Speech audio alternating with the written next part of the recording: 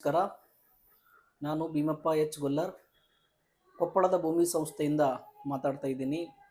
ಕಳೆದ PDO ಸಂಬಂಧಪಟ್ಟಂತೆ ಒಂದು ಐತಿಹಾಸಿಕ ಹಿನ್ನೆಲೆ ಕುರಿತು ನಾವು ನೋಡ್ತಾ ಇದ್ವಿ.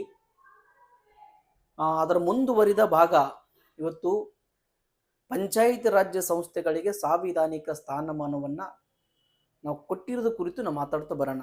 ಇದು very important for the PDO examination, not only PDO, even any examinations, either it is the PC2 up to IAS ವರೆಗೂ ಕೂಡ ವೆರಿ ಇಂಪಾರ್ಟೆಂಟ್ ಸೋರ್ಸು ಇವತ್ತು ನಾನು ಕೊಡ್ತಾ ಇರೋದು. ಹಾಗಾದರೆ ಇಲ್ಲಿ ಪಂಚಾಯತ್ ರಾಜ್ಯ ಸಂಸ್ಥೆಗಳಿಗೆ ಸಾಂವಿಧಾನಿಕ ಸ್ಥಾನಮಾನವನ್ನು ನಾವು ನೀಡಿದ್ವಿ. ಕಾನ್ಸ್ಟಿಟ್ಯೂಷನಲ್ ಸ್ಟೇಟಸ್, ಸಾಂವಿಧಾನಿಕ ಸ್ಥಾನಮಾನ, ಸಾಂವಿಧಾನಿಕ ಸ್ಥಾನಮಾನ, ಕಾನ್ಸ್ಟಿಟ್ಯೂಷನಲ್ ಸ್ಟೇಟಸ್ ಅನ್ನ ನಾವು 1993ರಲ್ಲಿ ಪಂಚಾಯತ್ ರಾಜ್ಯ ಸಂಸ್ಥೆಗಳಿಗೆ ಕೊಟ್ವಿ.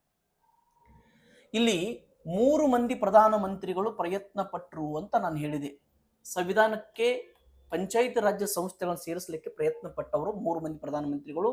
ಒಬ್ಬರು ರಾಜೀವ್ ಗಾಂಧಿ ಅವರು 1986ರಲ್ಲಿ ಪ್ರಯತ್ನ ಪಟ್ಟರು, ಬಟ್ ಅಂತಿಮವಾಗಿ ಸಕ್ಸಸ್ ಆಗಲಿಲ್ಲ. ರಾಜ್ಯಸಭೆ ವಿರೋಧ ವ್ಯಕ್ತಪಡಿಸಿತು ಅಂತ ಹೇಳಿದೆ ನಾನು. ಪಂಚಾಯತ್ ರಾಜ್ ಸಂಸ್ಥೆಗಳಿಗೆ ಸಾಂವಿಧಾನಿಕ ಸ್ಥಾನ ಕೊಡ್ಲಿಕ್ಕೆ ಫೇಲ್ ಆದ್ವಿ. ಎರಡನೇ ಪ್ರಧಾನಮಂತ್ರಿ ವಿಶ್ವನಾಥ್ ಪ್ರತಾಪ್ ಸಿಂಗ್ ಸರ್ಕಾರ ಅಂತ ನಾವು ಕರಿತೀವಿ. ಇವರು 1990ರಲ್ಲಿ ಪ್ರಯತ್ನ ಪಟ್ಟರು, ಇವರು ಕೂಡ ಸಕ್ಸಸ್ ಆಗಲಿಲ್ಲ, ಫೇಲ್ ಆಯಿತು. ಅಂತಿಮವಾಗಿ ಯಾರು PV ನರಸಿಂಹರಾವ್ ಸರ್ಕಾರ 1992ರಲ್ಲಿ ಯಶಸ್ವಿ ಆಯಿತು, ಕೊಡ್ಲಿಕ್ಕೆ ಸಾಂವಿಧಾನಿಕ ಸ್ಥಾನಮಾನ ಕೊಡ್ಲಿಕ್ಕೆ ಯಶಸ್ವಿ ಆಯಿತು. ಇಲ್ಲಿ ಪಂಚಾಯತ್ ರಾಜ್ಯ ಸಂಸ್ಥೆಗಳಿಗೆ ಸಾಂವಿಧಾನಿಕ ಸ್ಥಾನಮಾನವನ್ನ ನಾವು ಯಾಕೆ ಕೊಟ್ವಿ ಅಂತಲೂ ಕೂಡ ಹೇಳಿದೆ. 1950ರಿಂದ ನಮ್ಮ ಸಂವಿಧಾನ ಜಾರಿ ಆದಲಿಂದ ಇಟ್ಕೊಂಡು 1992ರವರೆಗೂ ನಮ್ಮ ದೇಶದಲ್ಲಿ ಹ್ಯೂಜ್ ಅಮೌಂಟನ್ನ ಪಂಚಾಯತ್ ರಾಜ್ಯ ಸಂಸ್ಥೆಗಳಿಗೆ ನಾವು ಬಳಕೆ ಮಾಡಿದ್ರು ಕೂಡ ನಮ್ಮ ನಿರೀಕ್ಷಿತ ಮಟ್ಟದಲ್ಲಿ ಫಲಿತಾಂಶ ಬರಲಿಲ್ಲ. ವಿಶೇಷವಾಗಿ 1952ರಲ್ಲಿ ಕಮ್ಯುನಿಟಿ ಡೆವಲಪ್ಮೆಂಟ್ ಪ್ರೋಗ್ರಾಮು, ನೆಕ್ಸ್ಟ್ 1953ರಲ್ಲಿ ನ್ಯಾಷನಲ್ ಎಕ್ಸ್ಟೆನ್ಷನ್ ಸರ್ವಿಸ್ ಅನ್ನು ಮಾಡಿದ್ರು ಕೂಡ ನಿರೀಕ್ಷಿತ ಮಟ್ಟದಲ್ಲಿ ಗ್ರಾಮೀಣ ಸಮುದಾಯ ಅಭಿವೃದ್ಧಿ ಆಗದೇ ಇರೋ ಕಾರಣಕ್ಕೋಸ್ಕರ ಸಿರೀಸ್ ಆಫ್ ಕಮಿಟಿಗಳನ್ನ ನೇಮಕಾತಿ ಮಾಡ್ತಾ ಬಂತು ಭಾರತ ಸರ್ಕಾರ ಅಂತ ನಾನು ಹೇಳಿದೆ. ಮೊದಲು ಬಲವಂತರಾವ್ ಮೆಹ್ತಾ ಸಮಿತಿ 1957, ನೆಕ್ಸ್ಟ್ 1977ರಲ್ಲಿ ಅಶೋಕ್ ಮೆಹ್ತಾ ಸಮಿತಿ, 1985ರಲ್ಲಿ GVK ರಾವ್ ಸಮಿತಿ, 1986ರಲ್ಲಿ ಡಾಕ್ಟರ್ LM ಸಿಂಘ್ವಿ ಸಮಿತಿ, 1988ರಲ್ಲಿ PK ತುಂಗನ್ ಸಮಿತಿ, ಅದೇ ವರ್ಷ 1988ರಲ್ಲಿ VN ಗಾಡ್ಗಿಲ್ ಸಮಿತಿ. ಈ ಸಮಿತಿಗಳನ್ನು ನೇಮಕಾತಿ ಮಾಡಿ ಸಿರೀಸ್ ಆಫ್ ರೆಕಮೆಂಡೇಶನ್ ತೆಗೆದುಕೊಂಡು ಗ್ರಾಮೀಣ ಅಭಿವೃದ್ಧಿ, ಗ್ರಾಮೀಣ ಸಂಸ್ಥೆ ಶಿಫಾರಸು, ಗ್ರಾಮೀಣ ಸಂಸ್ಥೆಗಳನ್ನ ಅಂದ್ರೆ ಗ್ರಾಮೀಣ ಮಟ್ಟದಲ್ಲಿರ್ತಕ್ಕಂಥ ಈ ಲೋಕಲ್ ಒಂದು ಡೆಮೋಕ್ರೆಟಿಕ್ ಬಾಡಿಗಳನ್ನ ಸಿಸ್ಟಮೆಟಿಕ್ ಆಗಿ ಬಲಪಡಿಸಲಿಕ್ಕೆ, ಆ ಗ್ರಾಮೀಣ ಸಮುದಾಯನ ವ್ಯವಸ್ಥಿತವಾಗಿ ಒಂದು ಉನ್ನತ ಮಟ್ಟಕ್ಕೆ ಇರಿಸಲಿಕ್ಕೆ ಸರ್ಕಾರ ಸಾಕಷ್ಟು ಅಮೌಂಟ್ ಅನ್ನು ಖರ್ಚು ಮಾಡಿದ್ರು ಕೂಡ ನಿರೀಕ್ಷಿತ ಮಟ್ಟದಲ್ಲಿ ಫಲಿತಾಂಶ ಬರದೇ ಇದ್ದಾಗ ಲಾಸ್ಟ್ 1986ರಲ್ಲಿ ನೇಮಕ ಮಾಡಿರ್ತಕ್ಕಂಥ ಡಾಕ್ಟರ್ LM ಸಿಂಘ್ವಿ ಸಮಿತಿ ಒಂದು ಸಂವಿಧಾನದಲ್ಲಿ ಪಂಚಾಯತ್ ರಾಜ್ಯ ಸಂಸ್ಥೆಗಳಿಗೆ ಒಂದು ಸ್ಥಾನಮಾನ ಕೊಡಬೇಕು, ಅಂದ್ರೆ ಹೊಸ ಚಾಪ್ಟರ್ ಅಧ್ಯಯನ ಮಾಡಬೇಕು, ಓಪನ್ ಮಾಡಬೇಕು, ಅದರಲ್ಲಿ ಇಡೀ ದೇಶ ತುಂಬ ಒಂದು ಪಂಚಾಯತ್ ರಾಜ್ ವ್ಯವಸ್ಥೆ ಹೀಗೆ ಬಲಪಡಿಸಬೇಕು ಅಂತಕ್ಕಂಥ ಸಿಸ್ಟಮೆಟಿಕ್ ಒಂದು clear cut rules and regulations ಹಾಕಬೇಕು ಅಂತ ಹೇಳಿದಾಗ ಆ ಶಿಫಾರಸನ್ನು ಸೇರಿಸ್ದಾಗ ತೆಗೆದುಕೊಂಡಿರ್ತಕ್ಕಂಥ ಯಾರು ರಾಜೀವ್ ಗಾಂಧಿ ಅವರು, PV ನರಸಿಂಹರಾವ್ ಅವರು ಮತ್ತು VP ಸಿಂಗ್ ಅವರು ಮಾಡಿದ್ರು. ಅಂತಿಮವಾಗಿ PV ನರಸಿಂಹರಾವ್ ಅವರು ಅದು 73 ಮತ್ತು 74ನೇ ಸಂವಿಧಾನ ತಿದ್ದುಪಡಿ ಮಾಡಿ ಸಂವಿಧಾನಕ್ಕೆ ಪಂಚಾಯತ್ ರಾಜ್ ಸಂಸ್ಥೆಗಳನ್ನು ಸೇರ್ಪಡೆ ಮಾಡಿದ್ರು. ಹಾಗಾದ್ರೆ ಇಲ್ಲಿ 2 ಸಂಸ್ಥೆಗಳಿಗೆ ನಾವು ಸಾಂವಿಧಾನಿಕ ಸ್ಥಾನಮಾನವನ್ನು ಕೊಟ್ಟಿದ್ದೀವಿ. ಹಾಗಾದ್ರೆ ಸಾಂವಿಧಾನಿಕ ಸ್ಥಾನಮಾನ ಅಂದ ತಕ್ಷಣ 2 ಸಂಸ್ಥೆಗಳಿಗೆ, ಯಾವ 2 ಸಂಸ್ಥೆಗಳಿಗೆ ಅಂತಂದ್ರೆ ಒಂದು ಪಂಚಾಯತ್ ರಾಜ್ ಇನ್ಸ್ಟಿಟ್ಯೂಷನ್, ಇಲ್ಲಿ 3 ಪಂಚಾಯತಿಗಳು ಬರ್ತಾವು. ನೆಕ್ಸ್ಟ್ ನಾವು ಸಾಂವಿಧಾನಿಕ ಸ್ಥಾನಮಾನವನ್ನು ಕೊಟ್ಟಿರ್ತಕ್ಕಂಥ ಸಂಸ್ಥೆಗಳಂತಂದ್ರೆ ಅರ್ಬನ್ ಲೋಕಲ್ ಬಾಡೀಸ್. ಇಡೀ ಭಾರತ ದೇಶದಲ್ಲಿ 3 ಹಂತದ ಒಂದು ಆಡಳಿತ ವ್ಯವಸ್ಥೆ ಇದೆ. ಕೇಂದ್ರ ಮಟ್ಟದಲ್ಲಿ ಕೇಂದ್ರ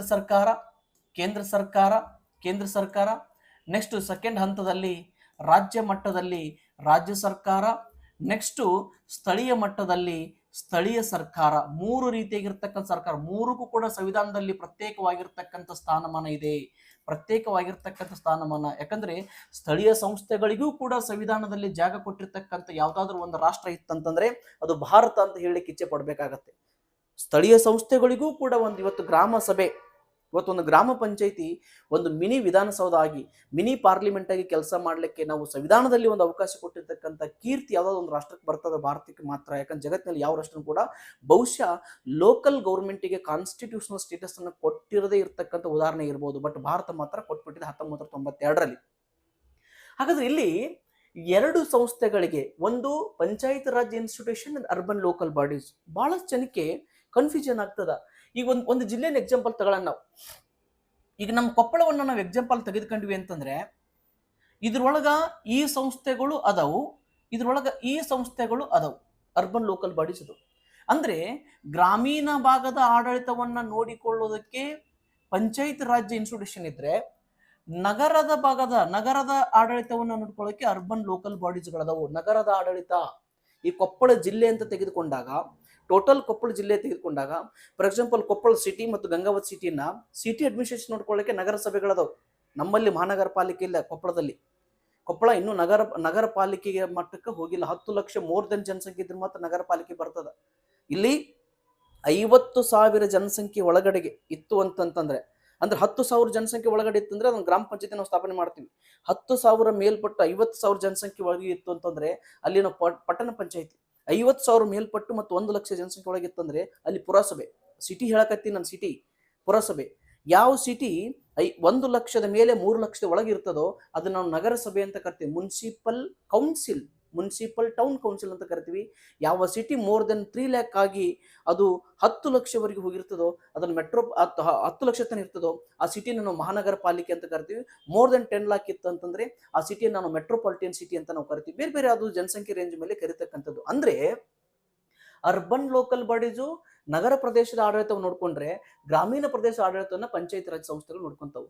ಹಾಗಾದ್ರೆ ಇಲ್ಲಿ ಎರಡು ಸಂಸ್ಥೆಗಳಿಗೆ ಸಾಂವಿಧಾನಿಕ ಸ್ಥಾನಮಾನವನ್ನ 1990ರಲ್ಲಿ ನಾವು ನೀಡಲ್ಪಟ್ಟಿವಿ, 1990ರಲ್ಲಿ ಕೊಟ್ಟಿವಿ. ಹಾಗಾದ್ರೆ ಇಲ್ಲಿ ನೋಡಿ, ನಾ ಹೇಳಿದೆ PV ನರಸಿಂಹರಾವ್ ಅವರು ಕೊಟ್ಟರು ಸಾಂವಿಧಾನಿಕ ಸ್ಥಾನಮಾನ ಅಂತೇಳಿ. ಹಾಗಾದ್ರೆ ಇಲ್ಲಿ PV ನರಸಿಂಹರಾವ್ ಹೆಂಗ್ ಕೊಟ್ಟರು, ಯಾವ್ಯಾವ ಪ್ರಯೋಜನನ್ನ ನಾವು ಸಂವಿಧಾನಕ್ಕೆ ಸೇರ್ಪಡೆ ಮಾಡಿದ್ವಿ ಅಂತಕ್ಕಂಥದ್ದು. ಹಾಗಾದ್ರೆ ಫಸ್ಟ್ ತಿಳ್ಕೊಂಬಿಡೋಣ. 73ನೇ ಸಂವಿಧಾನ ವೆರಿ ಇಂಪಾರ್ಟೆಂಟ್ ಇದು. 73ನೇ ಕಾನ್ಸ್ಟಿಟ್ಯೂಷನಲ್ ಅಮೆಂಡ್ಮೆಂಟ್ 1992 ರಲ್ಲಿ ಈ ಯಾವ ಸಂಸ್ಥೆಗಳಿಗೆ, ಪಂಚಾಯಿತಿ ಸಂಸ್ಥೆಗಳಿಗೆ ನಾವು ಸ್ಥಾನಮಾನವನ್ನ ಸಂವಿಧಾನದಲ್ಲಿ ಕೊಟ್ವಿ. 73ನೇ ಸಂವಿಧಾನ ತಿದ್ದುಪಡಿ, 73ನೇ ಸಂವಿಧಾನ ತಿದ್ದುಪಡಿ. ಈ ಕಡೆಗೆ 74ನೇ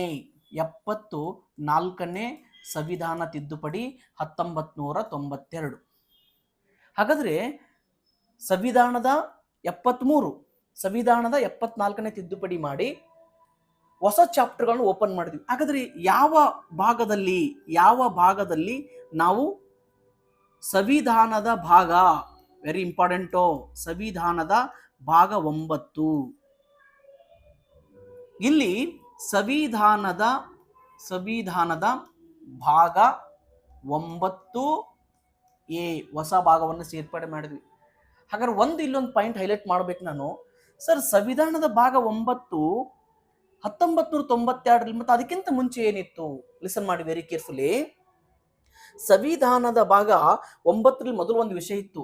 ಈಗ 1950ರಲ್ಲಿ ನಮ್ಮ ದೇಶದಲ್ಲಿ ಸಂವಿಧಾನ ಜಾರಿಗೆ ಬಂತು. 1947ರಲ್ಲಿ ನಮ್ಮ ದೇಶಕ್ಕೆ ಸ್ವತಂತ್ರ ಬಂತು. ನಿಮಗೆಲ್ಲರಿಗೂ ಗೊತ್ತಿದೆ. ಸಂವಿಧಾನ ಜಾರಿಗೆ ಬಂದಾಗ ಜನವರಿ 26, 19 ಸಂವಿಧಾನ ಜಾರಿಗೆ ಬಂದಾಗ ನಮ್ಮ ಇಡೀ ದೇಶದ ರಾಜ್ಯಗಳನ್ನ 4 ವರ್ಗಗಳನ್ನಾಗಿ ವಿಂಗಡಣೆ ಮಾಡಿದ್ವಿ. ಎ ವರ್ಗದ ರಾಜ್ಯಗಳು, ಬಿ ವರ್ಗದ ರಾಜ್ಯಗಳು, ಸಿ ವರ್ಗದ ರಾಜ್ಯಗಳು, ಡಿ ವರ್ಗದ ರಾಜ್ಯಗಳು. ಎ ವರ್ಗದ ರಾಜ್ಯಗಳನ್ನ ಸಂವಿಧಾನದ ಭಾಗ 6ರಲ್ಲಿ, ಬಿ ವರ್ಗದ ರಾಜ್ಯಗಳನ್ನ ಸಂವಿಧಾನದ ಭಾಗ 7ರಲ್ಲಿ, ಸಿ ವರ್ಗದ ರಾಜ್ಯಗಳನ್ನ ಸಂವಿಧಾನದ ಭಾಗ 8ರಲ್ಲಿ, ಡಿ ವರ್ಗದ ರಾಜ್ಯಗಳನ್ನ ಸಂವಿಧಾನದ ಭಾಗ 9ರಲ್ಲಿ ನಾವು ಹಾಕಿದ್ವಿ. ಹಾಗಾದ್ರೆ ಯಾವಾಗ ನಾವು ಸ್ಟೇಟ್ ರಿಆರ್ಗನೈಸೇಷನ್ ಆಕ್ಟ್ ಅನ್ನು ತಗೊಂಡ್ಬಂದ್ವಿ? ಯಾಕಂದ್ರೆ ಫಜಲ್ ಅಲಿ ಆಯೋಗದ ಶಿಫಾರಸಿನವರೆಗೆ 1956ರಲ್ಲಿ ಕೇಂದ್ರ ಸರ್ಕಾರ ಸ್ಟೇಟ್ ರಿಆರ್ಗನೈಸೇಷನ್ ಆಕ್ಟ್ ಅಂತಕ್ಕಂಥ ಒಂದು ಕಾಯ್ದೆಯನ್ನು ಪಾಸ್ ಮಾಡಿ ಹೊಸದಾಗಿ 14 ರಾಜ್ಯಗಳು 6 ಕೇಂದ್ರಾಡಳಿತ ಪ್ರದೇಶಗಳನ್ನ ರಚನೆ ಮಾಡಿತು. ಈ ABCD ಇರ್ತಕ್ಕಂಥ ಎಲ್ಲಾ ರಾಜ್ಯಗಳನ್ನ ಎಲ್ಲವನ್ನು ರದ್ದುಪಡಿಸಿ ಹೊಸದಾಗಿ 16 ರಾಜ್ಯಗಳು 6 ಕೇಂದ್ರಾಡಳಿತ ಪ್ರದೇಶ. ಹಾಗಾದ್ರೆ 16 ರಾಜ್ಯಗಳಿಗೆ ಸ್ಥಾನಮಾನ 6ರಲ್ಲಿ ಸಿಕ್ತು. 6 ಕೇಂದ್ರಾಡಳಿತ ಪ್ರದೇಶಗಳ ಸ್ಥಾನಮಾನ 8ರಲ್ಲಿ ಸಿಕ್ತು. ಹಾಗಾದ್ರೆ 1956ರಲ್ಲಿ ಭಾಗ 7 ಮತ್ತು ಭಾಗ 9 ನಾವು ರದ್ದುಪಡಿಸಿದ್ವಿ. ಹಾಗಾದ್ರೆ ಭಾಗ 9 1992 ಅಗೇನ್ ಆಕ್ಟಿವ್ ಮಾಡಿದ್ವಿ ಅದನ್ನು. ಬಟ್ 1956ರಲ್ಲಿ ಭಾಗ 7 ರದ್ದುಪಡಿಸಿ ಅದು ಇವತ್ತಿಗೂ ರದ್ದಾಗೇ ಇದೆ.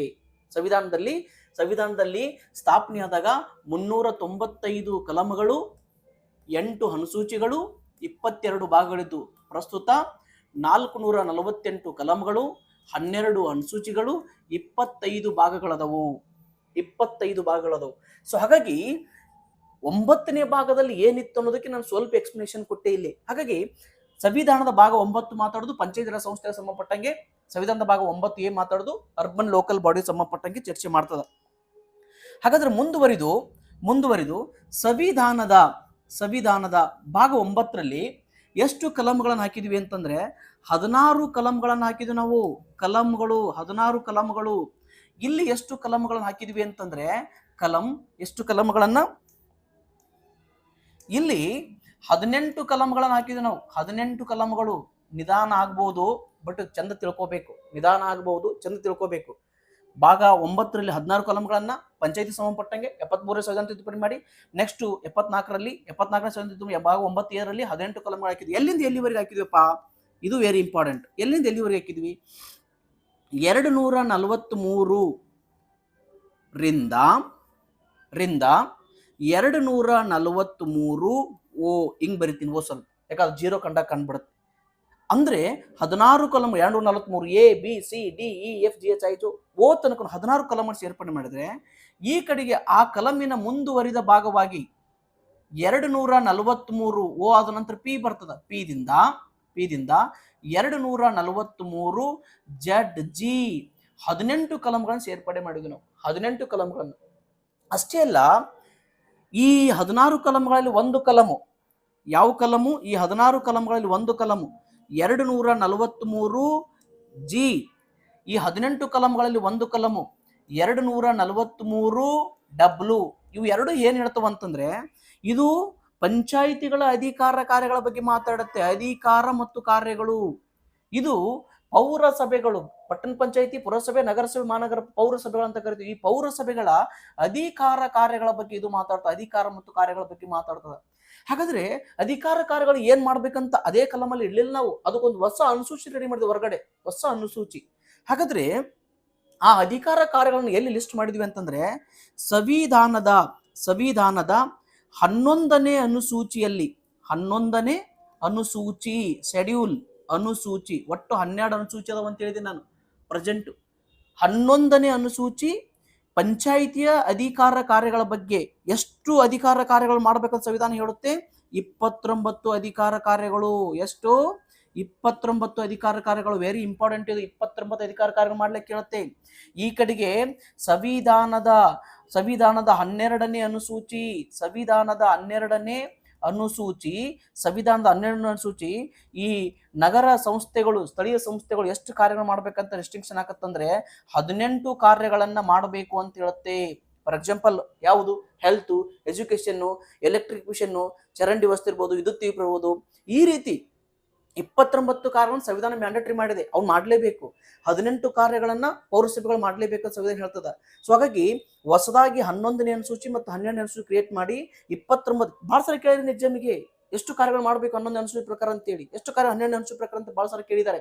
ಸೊ ಅದಕ್ಕಾಗಿ ಇಲ್ಲಿ 18 ಕಾರ್ಯಗಳನ್ನ ಪೌರಸಭೆಗಳು, 29 ಕಾರ್ಯಗಳನ್ನ ಪಂಚಾಯಿತಿಗಳು ಮಾಡಬೇಕು ಅಂತ ಸಂವಿಧಾನ ನಿರ್ಬಂಧವನ್ನ ವ್ಯಕ್ತಪಡಿಸಿ 73ನೇ ಸಂವಿಧಾನದ 73ನೇ ತಿದ್ದುಪಡಿ, ಸಂವಿಧಾನದ 74ನೇ ಸಂವಿಧಾನ ತಿದ್ದುಪಡಿ. ಹಾಗಾದ್ರೆ ಪಂಚಾಯಿತಿ ಸಂಸ್ಥೆಗಳು ಯಾವಾಗ ಜಾರಿಗೆ ಬರ್ಬೇಕಂತ ಹೇಳ್ತು ಅಂತಂದ್ರೆ ಇದು ಹೇಳ್ತು. ದೇಶದಲ್ಲಿ ಪಂಚಾಯತ್ ರಾಜ್ ವ್ಯವಸ್ಥೆ ಯಾವಾಗ ಜಾರಿಗೆ ಬಂತು ಅಂತಂದ್ರೆ ಏಪ್ರಿಲ್ 24, 1993 ಜಾರಿಗೆ ಬಂತು. ಈ ಕಡೆಗೆ ಈ ಸ್ಥಳೀಯ ಸಂಸ್ಥೆಗಳು ಅರ್ಬನ್ ಲೋಕಲ್ ಬಾಡಿದು ಜೂನ್ 1ನೇ ತಾರೀಕು 1993 ದೇಶಾದ್ಯಂತ ಜಾರಿಗೆ ಬಂತು. ಹಾಗಾಗಿ ಪ್ರತಿ ವರ್ಷ ಏಪ್ರಿಲ್ 24 ಪಂಚಾಯತ್ ರಾಜ್ಯ ದಿವಸ ಅಂತ ಆಚರಣೆ ಮಾಡ್ತೀವಿ ನಾವು. ಹಾಗಾದ್ರೆ ರಾಜ್ಯ ಅಂದ್ರೆ ಸಂವಿಧಾನ ಮತ್ತೊಂದು ರೆಸ್ಟ್ರಿಕ್ಷನ್ ಆಯ್ತು. ಕಲಮಡಿಯಲ್ಲಿ ಏನ್ ರೆಸ್ಟ್ರಿಕ್ಷನ್ ಆಯ್ತು? 1 ವರ್ಷದ ಒಳಗೇನೆ ನಾನು ಕೊಟ್ಟಿರ್ತಕ್ಕಂಥ 16 ಕಲಂಗಳಲ್ಲಿ ಏನು ನಿಯಮಗಳದಾವೋ ಆ ಪ್ರಕಾರ ಪಂಚಾಯತ್ ರಾಜ್ ವ್ಯವಸ್ಥೆಯನ್ನು ಎಲ್ಲಾ ರಾಜ್ಯಗಳು ಜಾರಿ ತರಬೇಕು. ಅಂದ್ರೆ ಏಪ್ರಿಲ್ 24, 1994 ಪಂಚಾಯತ್ ರಾಜ್ ವ್ಯವಸ್ಥೆ ನಾನು ಹಾಕಿರ್ತಕ್ಕಂಥ ರೆಸ್ಟ್ರಿಕ್ಷನ್ ಅಡಿಯಲ್ಲಿ ನೀವು ಕಾಯ್ದೆ ಮಾಡ್ಕೋಬೇಕಂತ ಎಲ್ಲಾ ರಾಜ್ಯಗಳು ಹೇಳುತ್ತೆ. 73ನೇ ಸಂವಿಧಾನ ತಿದ್ದುಪಡಿ ಇಲ್ಲಿ ಹೇಳ್ತದ 1 ವರ್ಷದ ಒಳಗನೆ ಅಂದ್ರೆ ಜೂನ್ 1, 1994 ಎಲ್ಲಾ ರಾಜ್ಯಗಳು ಅಂದ್ರೆ ಭಾರತದ ಎಲ್ಲ ರಾಜ್ಯಗಳು ನಗರ ಸ್ಥಳೀಯ ಸಂಸ್ಥೆಗಳ ಸಂಬಂಧಪಟ್ಟಂಗೆ ಈ ರೀತಿ ಕಾಯ್ದೆಗಳನ್ನ ಮಾಡ್ಕೋಬೇಕು ಅಂತ ನಿರ್ಬಂಧಗಳನ್ನ ವ್ಯಕ್ತಪಡಿಸುತ್ತೆ. ಹಾಗಾಗಿ ಸಾಂವಿಧಾನಿಕ ಸ್ಥಾನಮಾನವನ್ನು ಕೊಟ್ಟಿರುವ ಉದ್ದೇಶ ಏನು ಅಂತಂದ್ರೆ 1950ರಿಂದ ನಾನು ಹೇಳಿದೆ 1950ರಿಂದ 1992 ನಿರೀಕ್ಷಿತ ಮಟ್ಟದಲ್ಲಿ ಫಲಿತಾಂಶ ಬರಲಿಲ್ಲ, ಪಂಚಾಯಿತಿಗಳು ಅಭಿವೃದ್ಧಿ ಆಗಲಿಲ್ಲ, ಗ್ರಾಮೀಣ ಭಾಗದ ಜನರಿಗೆ ಜೀವನ ಅದು ವೆಲ್ ರೀತಿಯಲ್ಲಿ ಸೆಟಲ್ ಆಗಲಿಲ್ಲ. ಯಾಕೆ? ಸರ್ಕಾರ ಸಾಕಷ್ಟು ಅಮೌಂಟ್ ಸ್ಪೆಂಡ್ ಮಾಡಿದೆ. ಹಾಗಾದ್ರೆ ಥ್ರೂಔಟ್ ಕಂಟ್ರಿ ಫ್ರಮ್ ಜಮ್ಮು ಮತ್ತು ಕಾಶ್ಮೀರ ಟು ಇವನ್ ಕೆಳ ಕನ್ಯಾಕುಮಾರಿ, ಫ್ರಮ್ ಅರುಣಾಚಲ ಪ್ರದೇಶ್ ಟು ಗುಜರಾತ್ ವರೆಗೂ ಕೂಡ ಎಲ್ಲಾ ರಾಜ್ಯಗಳು ಒಂದೇ ರೀತಿ ಪಂಚಾಯತ್ ರಾಜ್ ವ್ಯವಸ್ಥೆನ ಬಲಪಡಿಸಿಕೊಳ್ಳಲು ವಿಫಲ ಆದವು. ಒಂದು ಕಡೆಗೆ ಗ್ರಾಮ ಪಂಚಾಯತಿಗೆ ಹೆಚ್ಚಿನ ಅಧಿಕಾರ ಇದ್ರೆ, ಒಂದು ಕಡೆಗೆ ತಾಲೂಕ್ ಪಂಚಾಯತಿಗೆ, ಒಂದು ಕಡೆಗೆ ಜಿಲ್ಲಾ ಪಂಚಾಯತಿಗೆ, ಒಂದು ಕಡೆಗೆ 3 ಪಂಚಾಯತಿಗೆ ಗಮನ ಕೊಡಲೇ ಇರಲಿಲ್ಲ. ಹಾಗಾಗಿ ಪಂಚಾಯತಿಗಳು ಥ್ರೂಔಟ್ ಕಂಟ್ರಿ ಒಂದೇ ರೀತಿ ಇರದೇನಕ್ಕಾಗಿ ಕೇಂದ್ರ ಸರ್ಕಾರ ಮತ್ತು ರಾಜ್ಯ ಸರ್ಕಾರ ಬಿಡುಗಡೆ ಮಾಡತಕ್ಕಂಥ ಅಮೌಂಟ್ಗಳು ಸರಿಯಾಗಿ ಜನರಿಗೆ ತಲುಪಲಿಲ್ಲ, ಸ್ಕೀಮ್ಗಳು ಫೇಲ್ ಆಗ್ತಾ ಬಂದವು. ಹಾಗಾಗಿ ಅಂತಿಮವಾಗಿ ಸಂವಿಧಾನ ಸ್ಥಾನಮಾನ ಕೊಟ್ಟು ಒಂದು ಕ್ಲಿಯರ್ ಪಿಕ್ಚರ್ ಥ್ರೂಔಟ್ ಕಂಟ್ರಿ ಇನ್ನು ಮುಂದೆ ಎಲ್ಲಾ ರಾಜ್ಯ ಸರ್ಕಾರಗಳು ಹಿಂಗ್ ಮಾಡ್ಕೋಬೇಕು, ಒಂದು ಕ್ಲಿಯರ್ ಕಟ್ ಯಾವ ರಾಜ್ಯ ಸರ್ಕಾರ ಕೂಡ ಎಕ್ಸೆಪ್ಟ್ಸ್ ಇಲ್ಲ ಇದಕ್ಕೆ, ಎಲ್ಲಾ ರಾಜ್ಯ ಸರ್ಕಾರಗಳು ಹಿಂಗ್ ಮಾಡ್ಕೋಬೇಕಂತಕ್ಕಂಥ ನಿರ್ಬಂಧಗಳನ್ನು ಹಾಕಿದ್ರು. ಹಾಗಾಗಿ 1993ರಿಂದ ಭಾರತದಲ್ಲಿ ಒಂದು ಲೋಕಲ್ ಗೌರ್ಮೆಂಟ್ ಸಂಬಂಧಪಟ್ಟಂಗೆ ಒಂದು ಹೊಸ ಶಕೆ ಆರಂಭ ಆಯಿತು. ಸಂವಿಧಾನದಲ್ಲಿನ ಸ್ಥಾನಮಾನ ಸಿಕ್ತು. ಯಾಕಂದ್ರೆ ಸಂವಿಧಾನವನ್ನು ಉಲ್ಲಂಘನೆ ಮಾಡೋದು ಬಹಳ ಕಷ್ಟ. ಈ ಕಾಯ್ದೆಯನ್ನು ಉಲ್ಲಂಘನೆ ಮಾಡಿದಾಗ ಏನೋ ಸ್ವಲ್ಪ ಎಕ್ಸೆಪ್ಷನ್ಸ್ ಇರ್ತದ, ಬಟ್ ಸಂವಿಧಾನ that is fundamental of the nation, highest law of the nation, highest superior law of the country. We never breach it. No, if you breach it we have the most kind of punishment. ನಮಗೆ supreme court ಮತ್ತು ಬೇರೆ ಬೇರೆ ಸರ್ಕಾರಗಳು ನಮಗೆ punishment ಕೊಡ್ಲಿಕ್ಕೆ start ಮಾಡ್ತಾರೆ. ಹಾಗಾಗಿ throughout country constitutional frame ಏನಿದೆಯೋ ಪಂಚಾಯತ್ ರಾಜ್ ಸಂಬಂಧಪಟ್ಟಾಗ 9ನೇ ಭಾಗದಲ್ಲಿ ಮತ್ತು 9A ಭಾಗದಲ್ಲಿ ಏನು ಒಂದು ಕಾನ್ಸ್ಟಿಟ್ಯೂಷನಲ್ ಫ್ರೇಮ್ ಮಾಡಿದ್ರು, ಆ ಫ್ರೇಮ್ ಪ್ರಕಾರ ನಿಮ್ಮ ರಾಜ್ಯದಲ್ಲಿ ಸರ್ಕಾರಗಳು ಒಂದೊಂದು ಕಾಯ್ದೆಯನ್ನ ಅನುಷ್ಠಾನ ಮಾಡ್ಕೊಳ್ಳಕ್ಕೆ ಅವಕಾಶವನ್ನ ಈ ಸಂವಿಧಾನ ತಿದ್ದುಪಡಿನೇ ಅವಕಾಶ ಮಾಡಿಕೊಡಿತು. ಹಾಗಾದ್ರೆ ಒನ್ ಟೈಮ್ ನಾವು ಈ 16 ಕಲಂಗಳು ಮತ್ತು 18 ಕಲಂಗಳು ಏನ್ ಹೇಳ್ತೇವೆ ಅನ್ನೋದು, ಯಾಕಂದ್ರೆ ಎಕ್ಸಾಮಿಗೆ ಅವನು ಕೂಡ ಕೇಳ್ತಾರೆ 16 ಕಲಮು ಮತ್ತು 18 ಕಲಂಗಳು ಏನೇನು ಹೇಳ್ತು, ಜಸ್ಟ್ ನಾವು ಒಂದೊಂದು ಲೈನಲ್ಲಿ ಅದನ್ನ ಯಾಕೆ ನೆನಪಿಟ್ಕೋಬೇಕು, ಯಾವ ರೀತಿ ನೆನಪಿಟ್ಕೋಬೇಕು ಅನ್ನೋದನ್ನ ಹೇಳ್ತಾ ಬರ್ತೀನಿ. ನೋಡಿ, 16 ಕಲಂಗಳು 18 ಕಲಂಗಳು ನಾವು ಬ್ರೀಫ್ ಆಗಿ ಒಂದು ಹಾಕಿಬಿಡ್ತೀನಿ, ಸುಮ್ಮನೆ ಒಂದು ಸ್ಟೇಟ್ಮೆಂಟ್ ಹಾಕ್ತಾ ಬರ್ತೀನಿ. ಯಾವ ರೀತಿ ನಾವು ನೆನಪಿಟ್ಕೊಳ್ಳಕ್ಕೆ ಸಾಧ್ಯತೆ ಆಗ್ಬಹುದು, ಯಾವ ರೀತಿ ನಾವು ನೆನಪಿಟ್ಕೊಳ್ಳೋಣ ಅವನ್ನ. 16 ಮತ್ತು 18 ಕಲಂಗಳು 2 ಕಾಲಮ್ ಮಾಡಿಬಿಡ್ತೀನಿ ನಾನು, 2 ಕಾಲಮ್. ಇಲ್ಲಿ ಕಲಂಗಳನ್ನು ಬರಿತೀನಿ. ಇಲ್ಲಿ ಕಲಂಗಳು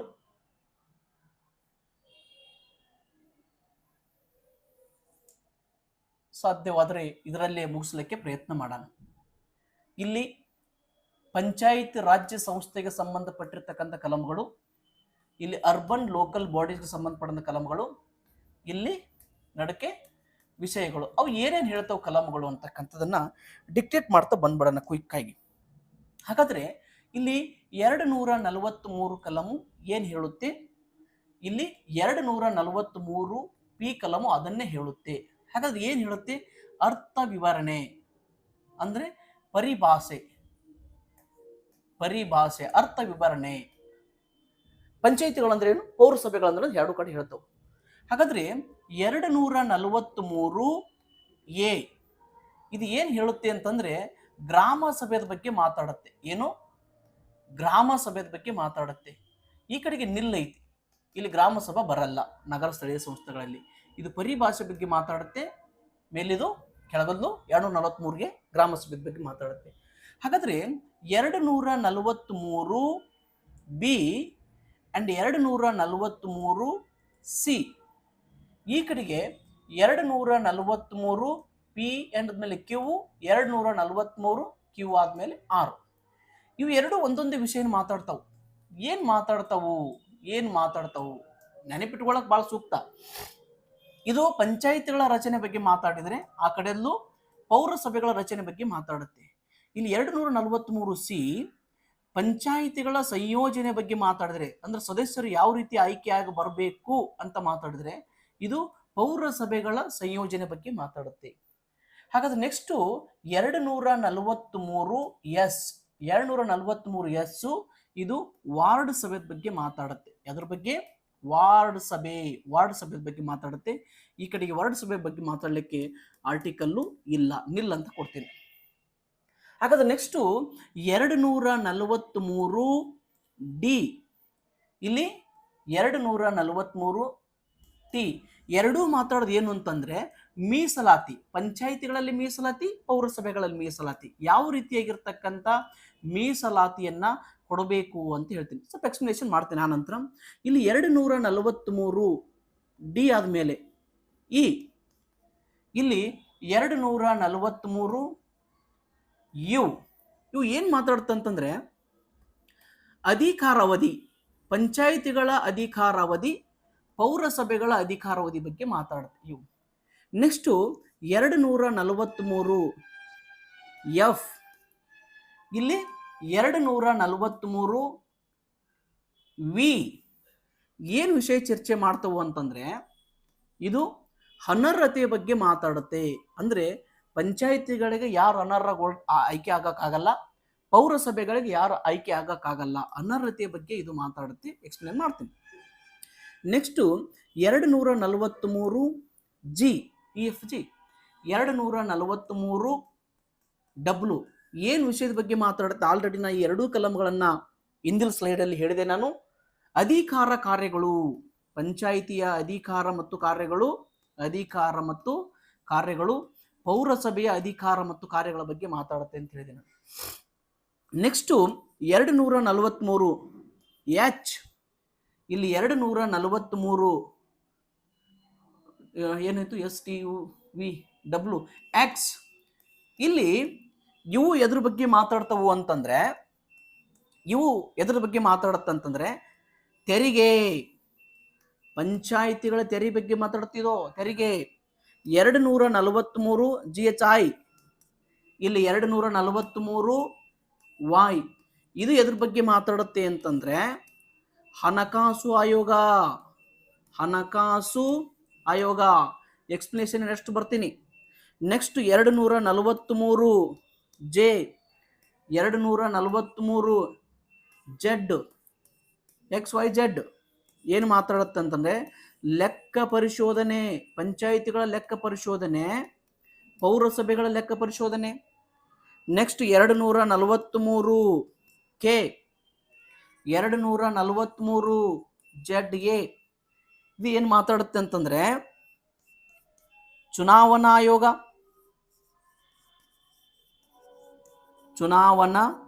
ಆಯೋಗದ ಬಗ್ಗೆ ಚರ್ಚೆ ಮಾಡುತ್ತೆ. ನೆಕ್ಸ್ಟ್ 243 IJKL, ಇಲ್ಲಿ 243 ಬಿ, ಎ ಆಯ್ತು ಬಿ, ಇದು ಅನ್ವಯದ ಬಗ್ಗೆ ಮಾತಾಡುತ್ತೆ. ಅನ್ವಯ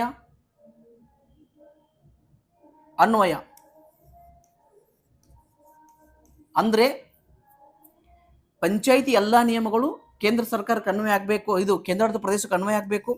243 ಎಂ, 243 ಸಿ ಇವೆರಡೂ ಏನ್ ಮಾತಾಡ್ತವೆ ಅಂತಂದ್ರೆ ಅನ್ವಯಿಸಲ್ಲ. ಎಕ್ಸ್ಪ್ಲೇನ್ ಮಾಡ್ತೀನಿ. ಅನ್ವಯಿಸಲ್ಲ. Next 243 D, 243 E very important. ಇವು ಯಾಕೆ ಇಂಪಾರ್ಟೆಂಟ್ ಅಂದ್ರೆ ಈ ಕಡೆ ಇಲ್ಲ, ಇದು ಜಿಲ್ಲಾ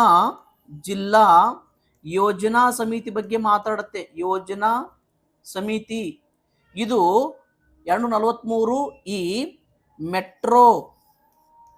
ಮೆಟ್ರೋಪಾಲಿಟನ್ ಸಮಿತಿ ಬಗ್ಗೆ ಮಾತಾಡುತ್ತೆ. ಸಮಿತಿ ನೋಡಿ ಬಹಳ ಜನ ತಪ್ಪು ತಿಳ್ಕೊತಾರೆ, ಜಿಲ್ಲಾ ಯೋಜನಾ ಸಮಿತಿ ಈ ಕಡೆಗಿದೆ, ಮೆಟ್ರೋಪಾಲಿಟನ್ ಸಮಿತಿ ಆ ಕಡೆ. ನೋ, ಎರಡೂ ಕೂಡ ಆ ಕಡೆಗೆ ಪಂಚಾಯಿತಿ ಅರ್ಬನ್ ಲೋಕಲ್ ಬಾಡೀಸ್ ಕಡೆಗೆ ಎರಡು ಕಲಂಗಳು 243 ಡಿ 243 ಈ ಜಿಲ್ಲಾ ಯೋಜನಾ ಸಮಿತಿ ಮೆಟ್ರೋಪಾಲಿಟನ್ ಸಮಿತಿ ಬಗ್ಗೆ ಎರಡೂ ಕೂಡ ಆ ಕಡೆ ಮಾತಾಡ್ತಾವು. ಈ ಕಡೆಗೆ ಎರಡೂ ಕಲಂಗಳು ನಿಲ್ಲದವು.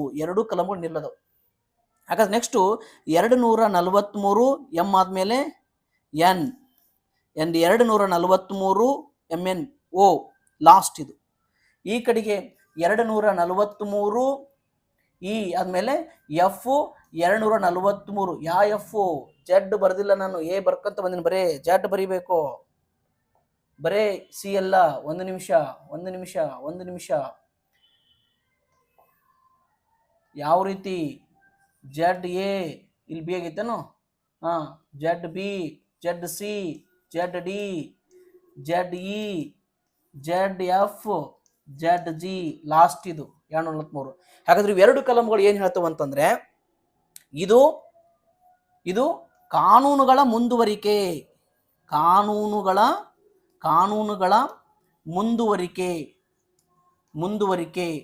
ಇದು ಏನು ಹೇಳ್ತದ, ನ್ಯಾಯಾಲಯಗಳು ಭಾಗವಹಿಸುವಂತಿಲ್ಲ, ಏನೋ ನ್ಯಾಯಾಲಯಗಳು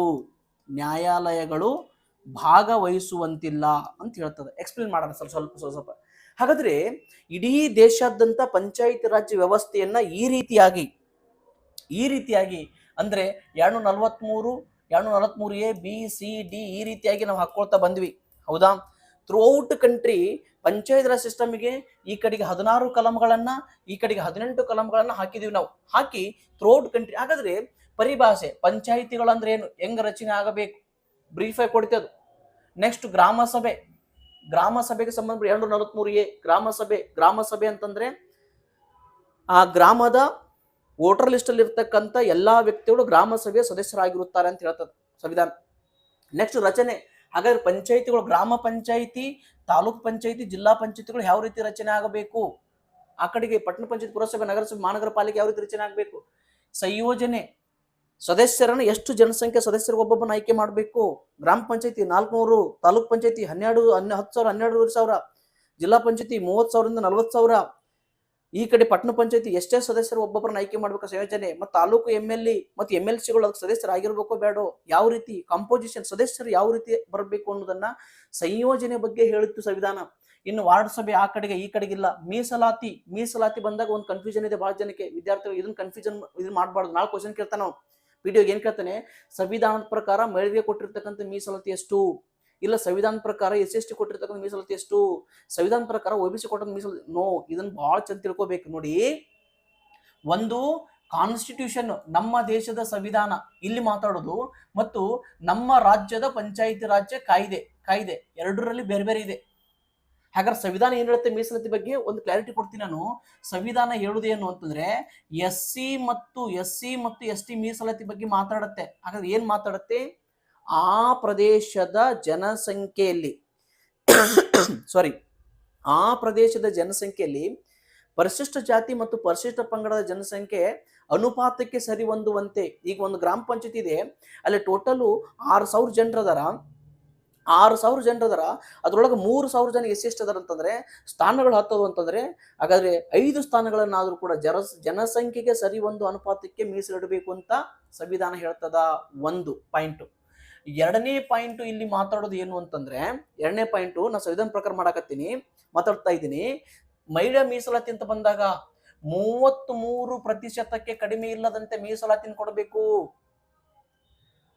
not less than 33%, not more than 30% ಅಲ್ಲ, ನಾಟ್ ಲೆಸ್ ದೆನ್ 30%. 33% ಕಡಿಮೆ ಇಲ್ಲದಂತೆ ಮಹಿಳಾ ಮೀಸಲಾತಿನ ಕೊಡಬೇಕು ಅಂತ ಹೇಳ್ತಿ ಎಲ್ಲ ರಾಜ್ಯಗಳು ಹೇಳ್ತಿದೋ. ಹಾಗಾದ್ರೆ 33% ಕೊಡಬೇಕು ಅಂತಂತಂದ್ರೆ ಕರ್ನಾಟಕ ಕೊಟ್ಟಿರೋದು ಎಷ್ಟು ಅಂತಂದ್ರೆ 50% ಮೀಸಲಾತಿಯನ್ನು ಇವತ್ತು ಕೊಟ್ಟಿದೆ. SC ಸೇಮ್ ಸ್ಟೇಟ್ಮೆಂಟ್ ಬರ್ತಾ ಕಾಯ್ದೆಯಲ್ಲಿ ಕೂಡ SC ಸೇಮ್ ಅನುಪಾತಕ್ಕೆ ಸರಿ ಹೊಂದುವಂತೆ ಮೀಸಲಾತಿ ಇಡಬೇಕು. ಬಟ್ ಸಂವಿಧಾನ ಮಹಿಳಾ ಮೀಸಲಾತಿ 33% ಕಡಿಮೆ ಇಲ್ಲಂತೆ ಕೊಡ್ಬೇಕಂತ ಹೇಳ್ತದ ಎಲ್ಲಾ ಪಂಚಾಯಿತಿಗಳಲ್ಲಿ, ಗ್ರಾಮ ಪಂಚಾಯತ್, ತಾಲೂಕ್ ಪಂಚಾಯತ್, ಜಿಲ್ಲಾ ಪಂಚಾಯತ್. ಬಟ್ ಅಲ್ಲಿ ನಾವು ಇವತ್ತು 1993 ಗ್ರಾಮ ಸ್ವರಾಜ್ ಮತ್ತು ಪಂಚಾಯತ್ ರಾಜ್ ಕಾಯ್ದೆ ಪ್ರಕಾರ 50% ರಿಸರ್ವೇಶನ್ ಅನ್ನ not only in the membership, even president and vice president of the ಗ್ರಾಮ ಪಂಚಾಯತ್, ತಾಲೂಕು ಜಿಲ್ಲಾ ಪಂಚಾಯತಿಯಲ್ಲಿ ಕೂಡ ನಾವು ಮೀಸಲಾತಿಯನ್ನು 50% ಕೊಟ್ಟಿದೀವಿ. 50%. ಅದನ್ನ ಕ್ಲಾರಿಟಿ ಇರಬೇಕು. ನಾಳೆ ಕಾಯ್ದೆ ಬಗ್ಗೆ ಮೀಸಲಾತಿ ಕೇಳಿದಾರೋ ಇಲ್ಲ ಸಂವಿಧಾನ ಪ್ರಕಾರ ಮೀಸಲಾತಿ ಕೇಳಿದಾರೋ, 1 ಮಾರ್ಕ್ಸ್ ಕೂಡ ವೆರಿ ಇಂಪಾರ್ಟೆಂಟ್ ಆಗುತ್ತೆ ಎಕ್ಸಾಮ್ ಅಲ್ಲಿ. ಅಷ್ಟರಲ್ಲಿ ಇನ್ನೊಂದು ಕ್ಲಾರಿಟಿ ಏನಂತಂದ್ರೆ OBC ಮೀಸಲಾತಿ ನೆನಪಿಟ್ಕೊಳ್ಳಿ. OBC ಮೀಸಲಾತಿ ಬಗ್ಗೆ ಸಂವಿಧಾನ ಸೈಲೆಂಟ್ ಆಗಿದೆ. ಪಂಚಾಯತಿಗಳಲ್ಲಿ OBC ಮೀಸಲಾತಿ ಬಗ್ಗೆ ಹೇಳ್ಬೇಕಾದ್ರೆ ಸಂವಿಧಾನ ಹೇಳ್ತದ ಡಿಸ್ಕ್ರಿಷನರಿ ಪವರ್ ಕೊಟ್ಟಿದೆ ಸ್ಟೇಟ್ಗಳಿಗೆ, ಎಲ್ಲ ರಾಜ್ಯಗಳಿಗೆ. ನಿನಗೆ ಅದರ್ ಬ್ಯಾಕ್ವರ್ಡ್ ಕ್ಲಾಸಸ್ಗೆ, ಹಿಂದುಳಿದ ವರ್ಗಗಳಿಗೆ ಮೀಸಲಾತಿ ಕೊಡಬೇಕು ಕೊಡು, ಬೇಡ ಅನ್ಸಿ ಬಿಡು, ಆಸ್ ಯುವರ್ ವಿಶ್, ಅದು ನಿನ್ನಿಷ್ಟ. ಸಂವಿಧಾನದಲ್ಲಿ ಇಷ್ಟೇ ಕೊಡಬೇಕು, ಹಿಂಗೆ ಕೊಡ್ಬೇಕಂತಿಲ್ಲ. ಕೊಡುವಂಥದ್ದು ಬಿಡುವಂಥದ್ದು ರಾಜ್ಯ ಸರ್ಕಾರಗಳಿಗೆ ಆಪ್ಷನ್ ಬಿಟ್ಟಿದೆ. This is optional power, this is not mandatory power. ರಾಜ್ಯಗಳಿಗೆ ಐಚ್ಛಿಕವಾಗಿರ್ತಕ್ಕಂಥ ಅಂದ್ರೆ ಒಂದು ಆಪ್ಷನಲ್ ಪವರ್ಸ್ ಅನ್ನ ಗ್ರಾಂಟ್ ಮಾಡಿದೆ. OBC ಕೋಟಾದ ಬಗ್ಗೆ ಸಂವಿಧಾನ ಮಾತಾಡಿಲ್ಲ, ಇಷ್ಟೇ ಕೊಡಬೇಕು ಅಂತ ಮಾತಾಡಿಲ್ಲ. ಬಟ್ ನಮ್ಮ ರಾಜ್ಯ ಸರ್ಕಾರ ಒಟ್ಟು ಸ್ಥಾನಗಳಲ್ಲಿ ಎಷ್ಟು 1/3 ಸ್ಥಾನಗಳನ್ನ ಹಿಂದುಳಿದ ವರ್ಗಕ್ಕೆ ಮೀಸಲಿರಬೇಕು. ಗ್ರಾಮ ಪಂಚಾಯತಿ, ತಾಲೂಕು ಪಂಚಾಯತ್, ಜಿಲ್ಲಾ ಪಂಚಾಯತಿಯಲ್ಲಿ 1/3 ಸ್ಥಾನಗಳನ್ನ ಹಿಂದುಳಿದ ವರ್ಗಕ್ಕೆ ಮೀಸಲಾತಿ ಇಡಬೇಕು ಅಂತ ಹೇಳ್ತದ. ಆ 1/1 ಸ್ಥಾನಗಳು, ಈ 3ರಲ್ಲಿ 1 ಅಂದ್ರೆ ಫಾರ್ ಎಕ್ಸಾಂಪಲ್ 15 ಸ್ಥಾನಗಳದವ ಅಂತಂದ್ರೆ 15 ಸ್ಥಾನಗಳಂತಂದ್ರೆ 15ಅನ್ನ 3 ಭಾಗ ಮಾಡಿದ್ರೆ 5 ಮಾಡಿದ್ರೆ 1 ಭಾಗ 5 ಸ್ಥಾನಗಳು OBC ವರ್ಗಕ್ಕೆ ಇಡಬೇಕು ಅಂತ. ಹಾಗಾಗಿ ಮೀಸಲಿಟ್ಟಿರ್ತಕ್ಕಂಥ ಸ್ಥಾನಗಳಲ್ಲಿ 2 ವರ್ಗ ಮಾಡ್ತಾರೆ, ಅ ವರ್ಗ ಮತ್ತು ಬ ವರ್ಗ ಅಂತೇಳಿ. ಹಿಂದುಳಿದ ಅ ವರ್ಗ ಮತ್ತು ಹಿಂದುಳಿದ ಬ ವರ್ಗ ಬಹಳ ಚೆನ್ನಾಗಿ ಕನ್ಫ್ಯೂಷನ್ ಇದೆ. ಯಾಕಂದ್ರೆ ಹಿಂದುಳಿದ ಅ ವರ್ಗ ಅಂತಂದ್ರೆ ಇಲ್ಲಿ ಯಾವ ಬರ್ತಾವ ಅಂತಂದ್ರೆ ಕೆಟಗರಿ ಫಸ್ಟ್ ಎಂಡ್ 2A, ಇವು ಬಂದ್ರೆ ಈ ಕಡೆಗೆ 2B, 3A ಎಂಡ್ 3B ಈ ಕಡೆ ಬರ್ತಾವ. ಹಾಗಾದ್ರೆ ಇದಕ್ಕೆ ಮೀಸಲಿಟ್ಟಂತ ಹಿಂದುಳಿದ ವರ್ಗದಲ್ಲಿ ಮೀಸಲಿಟ್ಟಂತ ಸ್ಥಾನಗಳು ಏನದಾವಲ್ಲ ಅದರಲ್ಲಿನೇ 80% ಸ್ಥಾನಗಳು 20% ಸ್ಥಾನಗಳನ್ನ ಈ ರೀತಿ ಮೀಸಲಿಡಬೇಕು ಅಂತ ಹೇಳುತ್ತೆ. OBC ವರ್ಗಕ್ಕೆ ಮೀಸಲಿಟ್ಟ ಸ್ಥಾನಗಳಲ್ಲಿ 80% ಅ ವರ್ಗಕ್ಕೆ, 20% ಬ ವರ್ಗಕ್ಕೆ ಮೀಸಲಿಡಲಿಕ್ಕೆ ಕಾಯ್ದೆ ಇರುತ್ತೆ. ಹಾಗಾಗಿ ಸಂವಿಧಾನ ಪ್ರಕಾರ ಮತ್ತು ಕಾನ್ಸ್ಟಿಟ್ಯೂಷನ್ ಪ್ರಕಾರ ಇರ್ತಕ್ಕಂಥ ವ್ಯತ್ಯಾಸ ನಮಗೆ ಗೊತ್ತಾಗ. ಹಾಗಾಗಿ ಮೀಸಲಾತಿ ಅವಧಿ ಮೊದಲು 10 ವರ್ಷಕ್ಕೊಮ್ಮೆ 15 ವರ್ಷಕ್ಕೊಮ್ಮೆ ಚುನಾವಣೆ ಆಗ್ತಿದ್ದು. ಬಟ್ ಈಗ ಹಂಗಲ್ಲ, ಕಡ್ಡಾಯವಾಗಿ 5 ವರ್ಷಕ್ಕೊಮ್ಮೆ ಚುನಾವಣೆ ಆಗಬೇಕು. ಎಲ್ಲಾ ಪಂಚಾಯತಿಗಳಿಗೆ 5 ವರ್ಷಕ್ಕೊಮ್ಮೆ ಚುನಾವಣೆ ಆಗಬೇಕು. ಇನ್ ಕೇಸ್ ರಾಜ್ಯ ಸರ್ಕಾರ ಸೂಪರ್ಸೀಡ್ ಮಾಡ್ತಂದ್ರೆ, ರದ್ದುಪಡಿಸ್ತಂದ್ರೆ ವಿದಿನ್ 6 ಮಂತ್ ಅಲ್ಲಿ ಅಗೇನ್ ಮತ್ತೆ ಚುನಾವಣೆ ಕಂಡಕ್ಟ್ ಮಾಡ್ಲಿಕ್ಕೆ ವ್ಯವಸ್ಥೆ ಮಾಡಬೇಕು. ಅರ್ಹತೆ ಮತ್ತು ಅನರ್ಹತೆ ಪಂಚಾಯತ್ ರಾಜ್ ಕಾಯ್ದೆ ಒಳಗೆ ನಾವು ಕಂಪ್ಲೀಟ್ ಹಾಕಿದ್ವಿ. ಅರ್ಹತೆ ಮತ್ತು ಅನರ್ಹತೆ, ಕನಿಷ್ಠ ವಯಸ್ಸು 21 ವರ್ಷ, 21 ವರ್ಷದ ಮೇಲ್ಪಟ್ಟವ್ರು ಯಾರು ಬೇಕಾದ್ರೂ ಕೂಡ ಗ್ರಾಮ ಪಂಚಾಯತಿಗಳಲ್ಲಿ ಮತ್ತು ಪೌರಸಭೆಗಳಲ್ಲಿ ಸ್ಪರ್ಧೆ ಮಾಡ್ಲಿಕ್ಕೆ ನಾವು ಅವಕಾಶ ಕೊಟ್ಟಿವಿ. ಅಧಿಕಾರ ಕಾರ್ಯಗಳ ಬಗ್ಗೆ ನಾನು ಹೇಳಿದೆ. 29 ಅಧಿಕಾರ ಕಾರ್ಯಗಳನ್ನ ಪಂಚಾಯತಿಗಳು, 18 ಅಧಿಕಾರ ಕಾರ್ಯಗಳನ್ನ ಪೌರಸಭೆಗಳು ಚಲಾವಣೆ ಮಾಡ್ಬೇಕಂತೇಳಿ ತೆರಿಗೆ ವಿಧಿಸುವ ಅಧಿಕಾರ ಕೊಟ್ಟು ಪಂಚಾಯತಿಗಳಿಗೆ, ತೆರಿಗೆ ವಿಧಿಸುವ ಅಧಿಕಾರ. ಇನ್ನು ಹಣಕಾಸು ಆಯೋಗ, ಇದೊಂದು ವೆರಿ ಇಂಪಾರ್ಟೆಂಟ್. ಹಾಗಾದ್ರೆ ಏನಿದೆ ಹಣಕಾಸು ಆಯೋಗ ಅಂತ ಬಂದಾಗ ನಾವು ನೋಡ್ಬೇಕು, ಇಲ್ಲಿ 2 ರೀತಿಯ ಹಣಕಾಸು ಆಯೋಗ ಅದಾವು. ಸಂವಿಧಾನದ ಕಲಂ 280ರಲ್ಲಿ ಇರ್ತಕ್ಕಂಥ ಒಂದು ಹಣಕಾಸು ಆಯೋಗ, ಸಂವಿಧಾನದ ಕಲಂ 243 ಐ ಮತ್ತು ಸಂವಿಧಾನದ ಕಲಂ 243 ವಾಯಲ್ಲಿ ಇರ್ತಕ್ಕಂಥ ಹಣಕಾಸು ಆಯೋಗ ಬೇರೆ ಬೇರೆ. ಇದು ರಾಷ್ಟ್ರಪತಿ ಪ್ರೆಸಿಡೆಂಟ್ ಆಫ್ ಇಂಡಿಯಾ ಅಪಾಯಿಂಟ್ ಮಾಡ್ತಾರೆ, ಇದನ್ನು governor of the state appoint ಮಾಡ್ತಾರೆ. ಇದನ್ನ ಅಪಾಯಿಂಟ್ ಮಾಡಿದ್ರು ಅಂತಂದ್ರೆ ಕೇಂದ್ರ ಮತ್ತು ರಾಜ್ಯ ಸರ್ಕಾರಗಳ ನಡುವೆ ತೆರಿಗೆ ಹಂಚಿಕೆ ಹೇಗೆ ಆಗ್ಬೇಕು ಅನ್ನೋ ಶಿಫಾರಸು ಮಾಡೋದಕ್ಕೆ ಭಾರತ ರಾಷ್ಟ್ರಪತಿಗಳು 280ನೇ ಕಲಂ ಪ್ರಕಾರ ಒಂದು ಹಣಕಾಸು ಆಯೋಗ ನೇಮಕಾತಿ ಮಾಡ್ತಾರೆ. ಇಲ್ಲಿವರೆಗೂ 16 ಹಣಕಾಸು ಆಯೋಗಗಳು ರಚನೆ ಆಗಿದವು. ರೀಸೆಂಟ್ಲಿ ಒಂದು 2-3 ದಿನದ ಹಿಂದೆ ನಮಗೊಂದು ವೆರಿ ನ್ಯೂಸ್ ಬಂದಿದ್ದು, ಅರವಿಂದ್ ಪನೇಗರಿ ಅವರನ್ನ ಅಧ್ಯಕ್ಷತೆಯಲ್ಲಿ 16ನೇ ಹಣಕಾಸು ಆಯೋಗ ನಾವು ನೇಮಕಾತಿ ಮಾಡಿದ್ವಿ 2026ರಿಂದ 2031ಕ್ಕೆ. ಯಾವ ರೀತಿ ಕೇಂದ್ರ ಮತ್ತು ರಾಜ್ಯ ಸರ್ಕಾರದ ಒಂದು ಹಣಕಾಸಿನ ಸಂಬಂಧಗಳು ಇರಬೇಕು ಅದನ್ನ ರೆಕಮೆಂಡೇಶನ್ ಮಾಡಿ ಅಂತ ಅರವಿಂದ್ ಪನಗರಿ ಅವರನ್ನ 16ನೇ ಹಣಕಾಸು ಆಯೋಗದ ಅಧ್ಯಕ್ಷನಾಗಿ ನೇಮಕಾತಿ ಮಾಡಿದ್ವಿ. 15ನೇ ಹಣಕಾಸು ಆಯೋಗದ ಅಧ್ಯಕ್ಷರು ಬಂದಾಗ NK ಸಿಂಗ್ ಅಂತ ಹೇಳಿ. ಇಲ್ಲಿ ರಾಜ್ಯ ಸರ್ಕಾರ ಅಂತ ಬಂದಾಗ ಇದು ಪಂಚಾಯಿತಿ ಮತ್ತು ಪೌರಸಭೆಗಳ ನಡುವಿನ ತೆರಿಗೆ ಹಂಚಿಕೆಗಳು ಯಾವ ರೀತಿ ಇರಬೇಕು ಅನ್ನೋದಕ್ಕೆ ಶಿಫಾರಸು ಮಾಡೋದಕ್ಕೆ ರಾಜ್ಯಪಾಲರು ಒಂದು ಹಣಕಾಸು ಆಯೋಗನ ನೇಮಕಾತಿ ಮಾಡ್ತಾ ಬರ್ತಾರೆ. ಆ ಹಣಕಾಸು ಆಯೋಗ ಬೇರೆ, ಈ ಹಣಕಾಸು ಆಯೋಗ ಬೇರೆ. ಇನ್ನು ಪ್ರತಿ ವರ್ಷ ಲೆಕ್ಕ ಪರಿಶೋಧನೆ ಆಡಿಟ್, ಮೊದಲು ಲೆಕ್ಕ ಪರಿಶೋಧನೆ ಆಗ್ತಿರ್ಲಿಲ್ಲ. ಪಂಚಾಯತಿಗಳಿಗೆ ಬಿಡುಗಡೆ ಮಾಡ್ತಕ್ಕಂಥ ಅಮೌಂಟು ಎಲ್ಲೆಲ್ಲಿ ಎಷ್ಟು ಖರ್ಚಾಯಿತು, ಎಷ್ಟು ವೆಚ್ಚ ಆಯಿತು, ಎಷ್ಟು ದುರ್ಬಳಕೆ ಆಯಿತು, ಎಷ್ಟು ಸದುಪಯೋಗ ಆಯಿತು ಎಲ್ಲವನ್ನೂ ಕೂಡ ಪರಿಶೀಲನೆ ಮಾಡಿ ವರದಿ ಕೊಡೋದಕ್ಕೆ ಲೆಕ್ಕ ಪರಿಶೋಧನೆ ಡಿಪಾರ್ಟ್ಮೆಂಟ್ ಅನ್ನ ತಾಲೂಕ್ ಪಂಚಾಯತಿ, ಜಿಲ್ಲಾ ಪಂಚಾಯತ್ ಸಂಬಂಧಪಟ್ಟಂಗೆ ಕಂಟ್ರೋಲರ್ ಎಡಿಟರ್ ಜನರಲ್, ಗ್ರಾಮ ಪಂಚಾಯತ್ ಸಂಬಂಧಪಟ್ಟಂಗೆ ರಾಜ್ಯದ ಲೆಕ್ಕ ಪರಿಶೋಧಕರನ್ನು ಬಿಟ್ಟಿರಲಿ. ಅಷ್ಟೇ ಅಲ್ಲ, ಚುನಾವಣಾ ಆಯೋಗ, ಪ್ರತ್ಯೇಕ ಚುನಾವಣಾ ಆಯೋಗ ನೆನಪಿರಲಿ, ಇದು ಕೂಡ ವೆರಿ ಇಂಪಾರ್ಟೆಂಟು. ಸಂವಿಧಾನದ ಕಲಂ 324 ಇರ್ತಕ್ಕಂಥ ಚುನಾವಣಾ ಆಯೋಗ ಬೇರೆ, ಸಂವಿಧಾನದ ಕಲಂ 243 ಕೆ ಮತ್ತು ZA ಇರ್ತಕ್ಕಂಥ ಚುನಾವಣಾ ಆಯೋಗ ಬೇರೆ. 324 ಚುನಾವಣಾ ಆಯೋಗ ಇದನ್ನ ಎಲೆಕ್ಷನ್ ಕಮಿಷನ್ ಆಫ್ ಇಂಡಿಯಾ ಅಂತ ಕರಿತೀವಿ. ಇದು ಚುನಾವಣೆ ಮಾಡೋದು president of India, vice president of India and ಲೋಕಸಭೆ ಅಂಡ್ ರಾಜ್ಯಸಭೆ, legislative assembly and legislative council 6 ಸಂಸ್ಥೆಗಳಿಗೆ ರಾಜ್ಯದಲ್ಲಿ ಇರ್ತಕ್ಕಂಥ ವಿಧಾನಸಭೆ ವಿಧಾನ ಪರಿಷತ್ ಚುನಾವಣೆ ಮಾಡೋದು ಕೂಡ ಇದೆ, ನೆನಪಿರ್ಲಿ. ಅದು ರಾಜ್ಯ ಚುನಾವಣಾ ಆಯೋಗ ಮಾಡಲ್ಲ. ಹಾಗಾದ್ರೆ ರಾಜ್ಯದಲ್ಲಿ ತಂದಿರತಕ್ಕಂಥ ಚುನಾವಣಾ ಆಯೋಗ 243 ಮತ್ತು 243 ಚುನಾವಣಾ ಆಯೋಗ ಪಂಚಾಯಿತಿಗಳು ಮತ್ತು ಮುನ್ಸಿಪಾಲಿಟಿಗಳಿಗೆ 7 ಸಂಸ್ಥೆಗಳಿಗೆ ಗ್ರಾಮ ಪಂಚಾಯಿತಿ, ತಾಲೂಕ್ ಪಂಚಾಯಿತಿ, ಜಿಲ್ಲಾ ಪಂಚಾಯಿತಿ, ಪಟ್ಟಣ ಪಂಚಾಯಿತಿ, ಮುನ್ಸಿಪಾಲಿಟಿ ಕೌನ್ಸಿಲ್, ಮುನ್ಸಿಪಾಲಿಟಿ ಕಾರ್ಪೊರೇಷನ್ ಈ 7 ಸಂಸ್ಥೆ ಚುನಾವಣೆ ಮಾಡ್ಲಿಕ್ಕೆ ನಾವು ರಾಜ್ಯ ಚುನಾವಣಾ ಆಯೋಗ ತಗೊಂಡ್ಬಂದಿದೀವಿ. ಇದು ನೆನಪಿರಬೇಕು, ವೆರಿ ಇಂಪಾರ್ಟೆಂಟ್. ಇನ್ನು ಅನ್ವಯ, ಏನ್ ಅನ್ವಯ? ಪಂಚಾಯಿತಿಯ ನಿಯಮಗಳು ಎಲ್ಲಾ ಕೇಂದ್ರಾಡಳಿತ ಪ್ರದೇಶಗಳು, ನಮ್ಮ ದೇಶದಲ್ಲಿ 28 ರಾಜ್ಯಗಳು 8 ಕೇಂದ್ರಾಡಳಿತ ಪ್ರದೇಶಗಳದವು. ಈ 8 ಕೇಂದ್ರಾಡಳಿತ ಪ್ರದೇಶ ಈ ನಿಯಮಗಳು ಅಪ್ಲಿಕೇಶನ್ ಆಗ್ಬೇಕು ಅಂತ ಹೇಳುತ್ತೆ. ಅಷ್ಟೇ ಅಲ್ಲ, ಅನ್ವಯಿಸಲ್ಲ. ಎರಡನೇದ್ದು, ಕೆಲವು ಅನ್ವಯಿಸಲ್ಲ ಅಂತಂದ್ರೇನು? ಸಂವಿಧಾನದ ಭಾಗ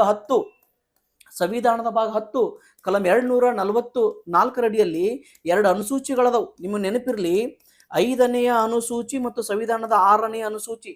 5ನೇ ಅನುಸೂಚಿಯಲ್ಲಿ ಬುಡಕಟ್ಟು ಪ್ರದೇಶಗಳು, 6ನೇ ಅನುಸೂಚಿಯಲ್ಲಿ ಅನುಸೂಚಿತ ಪ್ರದೇಶಗಳು ಮತ್ತು ಬುಡಕಟ್ಟು ಪ್ರದೇಶಗಳು. ಪಂಚಾಯಿತಿಯ ಕೆಲವು ನಿಯಮಗಳು ಆ ಬುಡಕಟ್ಟು ಪ್ರದೇಶಗಳು ಅನ್ವಯಿಸಲ್ಲ ಅಂತ ಹೇಳುತ್ತದು. ಕೆಲವು ನಿಯಮಗಳು ಅನ್ವಯಿಸಲ್ಲ. ಹಾಗಾದ್ರೆ ಇಲ್ಲಿ ಅನುಸೂಚಿತ ಪ್ರದೇಶಗಳು, ಬುಡಕಟ್ಟು ಪ್ರದೇಶಗಳು, ಅಸ್ಸಾಂ, ಮೇಘಾಲಯ, ತ್ರಿಪುರ್, ಮಿಜೋರಾಂ 4 ರಾಜ್ಯಗಳದಾವ.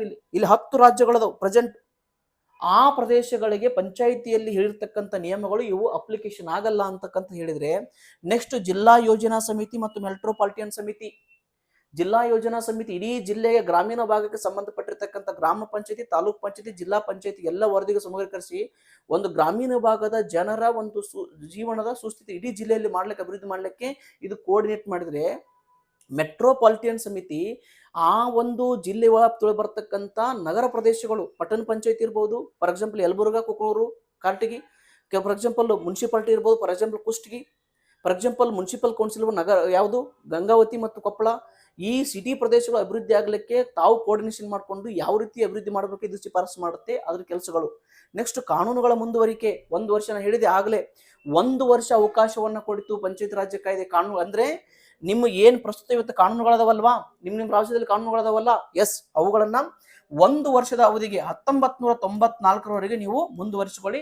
1994 ಒಳಗೆ as per the law, as per the constitution, you have to take out the legal action. ಅಂದ್ರೆ ಆಸ್ ಪರ್ ದಿ ಲಾ ಪ್ರಕಾರ ನೀವೊಂದು ಕಾಯ್ದೆಗಳನ್ನ ಜಾರಿಗೆ ತರಬೇಕು ಅಂತಕ್ಕಂಥ ನಿರ್ಬಂಧ ಆಯ್ತು. ಅಂದ್ರೆ ಕಾನೂನುಗಳು 1 ವರ್ಷ ಮುಂದುವರಲಿಕ್ಕೆ, ಅವರು ರಾಜ್ಯದ ಮುಂದುವರಲಿಕ್ಕೆ ಅವಕಾಶ ಸಂವಿಧಾನ ಮಾಡಿಕೊಡ್ತು. ನೆಕ್ಸ್ಟ್, ನ್ಯಾಯಾಲಯಗಳು ಭಾಗವಹಿಸುವಂತಿಲ್ಲ. ಪಂಚಾಯಿತಿಯ ಚುನಾವಣಾ ವಿವಾದಗಳು, ಗ್ರಾಮ ಪಂಚಾಯತ್, ತಾಲೂಕು, ಜಿಲ್ಲಾ ಪಂಚಾಯತ್ ಚುನಾವಣಾ ವಿವಾದಗಳಲ್ಲಿ ನ್ಯಾಯಾಲಯ ಭಾಗವಹಿಸಂಗಿಲ್ಲ. ಈ ಕಡೆಗೆ ಮುನ್ಸಿಪಾಲಿಟಿ ಚುನಾವಣೆಗಳಲ್ಲಿ ಕೂಡ ನ್ಯಾಯಾಲಯಗಳು ಯಾಕಂದ್ರೆ ಯಾರು ಭಾಗವಹಿಸ್ತಾರೆ? ಅದು ಈಗ ನಾಳೆ ಗ್ರಾಮ ಪಂಚಾಯತಿ ಚುನಾವಣಾ ವಿವಾದಗಳು ಬಂದು, ತಾಲೂಕು ಪಂಚಾಯತ್ ಚುನಾವಣಾ ವಿವಾದಗಳು ಬಂದ್ರು, ಇಲ್ಲ ಜಿಲ್ಲಾ ಪಂಚಾಯತ್ ಚುನಾವಣಾ ವಿವಾದಗಳು ಬಂದ್ರೆ ಯಾವ ಕೋರ್ಟಿಗೆ ಹೋಗ್ಬೇಕು ಅಂತ ಸಂವಿಧಾನ ಹೇಳುತ್ತೆ. ಯಾವ ಕೋರ್ಟಿಗೂ ಸಂವಿಧಾನ ಅವಕಾಶ ಮಾಡಿಕೊಟ್ಟಿಲ್ಲ. ಒಂದು ರಿಸ್ಟ್ರಿಕ್ಷನ್ ಮಾಡುತ್ತೆ. ಏನ್ ಹೇಳುತ್ತೆ ಅಂತಂದ್ರೆ, ನಿಮ್ಮ ಕಾಯ್ದೆಯಲ್ಲಿ ನೀವು ಗೊತ್ತುಪಡಿಸುವಂತ ನ್ಯಾಯಾಲಯದಲ್ಲಿ ಆ ಪ್ರಕರಣಗಳನ್ನ ತೆಗೆದುಕೊಂಡು ಹೋಗಬೇಕು. ಡೈರೆಕ್ಟ್ ಸುಪ್ರೀಂ ಕೋರ್ಟ್, ಹೈಕೋರ್ಟ್ ತೆಗೆದುಕೊಳ್ಳಕ್ಕೆ ಅವಕಾಶ ಇಲ್ಲ.